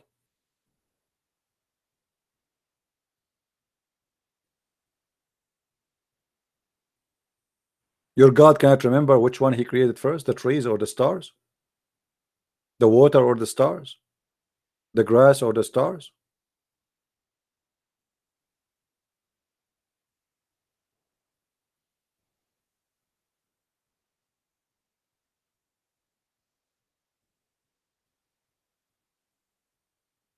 Do we have any Muslim?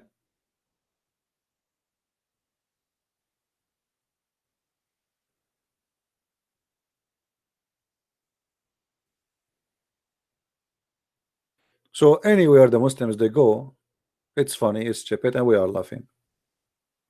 This cannot be the book of God.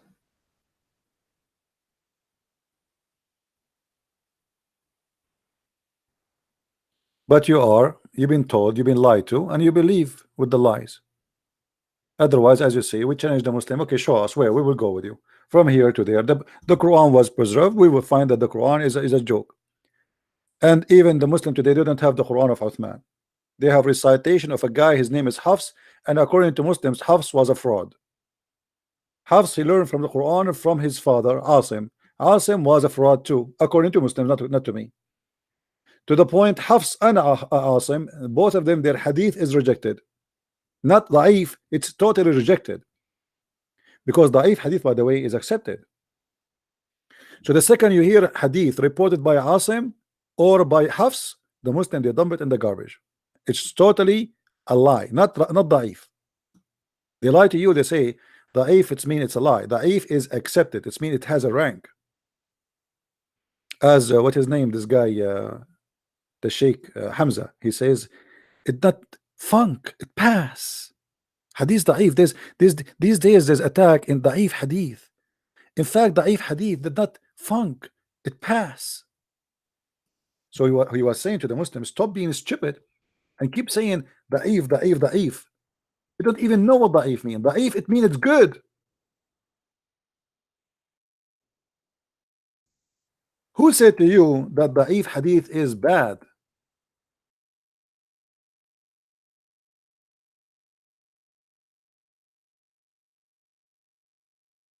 Who said that to you?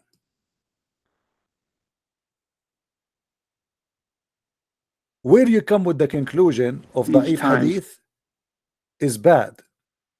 Why? Who? Where? Greater than in a Hasan or a Sahih. So how did the ulama deal with that? The ulama dealt with it by saying that for fada'il al-a'mal, those actions that are virtuous, you could use a weak hadith if it was a virtuous action and it didn't relate to a hukm. In Aqidah, the opinion of the Ash'ari and the Maturidi is the hadith has to be mutawatir. That you can't, that's why a hadith like the Nur al-Muhammadi, which is a ahad hadith, is not used in Aqidah. Or the hadith that tu'arad alayya a'malukum, or a'malu ummati in al-Bazar, which is a sahih hadith. So the ulama don't reject weak hadith. They don't. And so this argument against the weak hadith is a weak argument. The argument against the weak hadith is a weak argument. Did you hear it? I like that.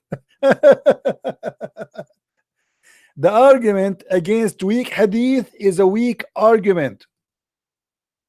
The weak hadith is a weak argument. Reject weak hadith.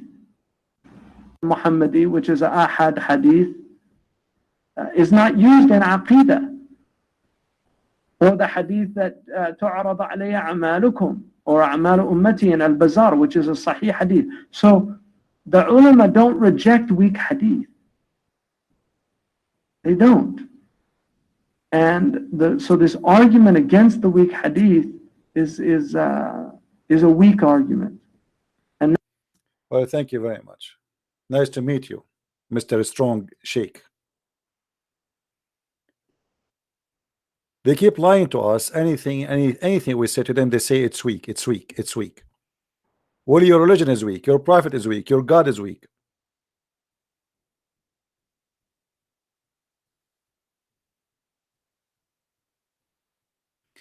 No, today we will not explain about Alif Lam Mim because we have many hours already and it's time for me to go, my friend. I'm here for how many hours? We passed the 3 hours already. So I want to say thank you guys for being here. I hope we did learn good today. And feel free to download my videos, cut them pieces, share them around, educate your friends about how Muslims. And you notice that we don't really hit hard when we speak to Muslims, even the one they claim to be like ustaz, like the guy from Nigeria. Because as you notice, all of them are a bunch of ignorant. So I talk to them as a bunch of kids. Honest to God, when I speak to Muslims, I treat them as if I'm treating a person in a nursing room, because I know their knowledge is limited. Even the guy who wear a suit from Nigeria, scamming the people, taking their money, he do nothing for a living except speaking about Allah, but yet he do not know how to read his book. He do not know how to read Arabic. He do not know a very simple question to answer, yet he claimed to be Ustaz. And the funny, he put in the front of his name Ustaz. Ustaz. I like it. I never put in the front of my name Ustaz. You call yourself Ustaz because you are self-Ustaz. Like your prophet, self-prophet, self-proclaimed. People should call you Ustaz. People, they should call you master. You don't call yourself, you idiot. If you call yourself master, people will laugh at you. People should say you are a prophet because you prophesy, not you saying about yourself a prophet.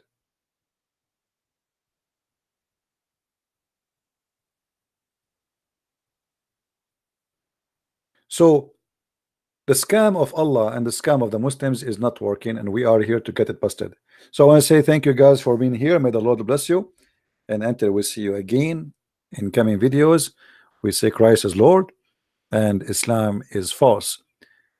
If you like to read more about Islam, you can get my books from Amazon. You can just search in Amazon.com for Christian Prince, or Amazon Germany or France, or etc., and you will find the list of my books in many languages. And actually soon we will finish the book which is written in the Malay language, which people from Indonesia, they can understand and they can read. And I hope maybe in 10 days from now is going to be ready for publishing.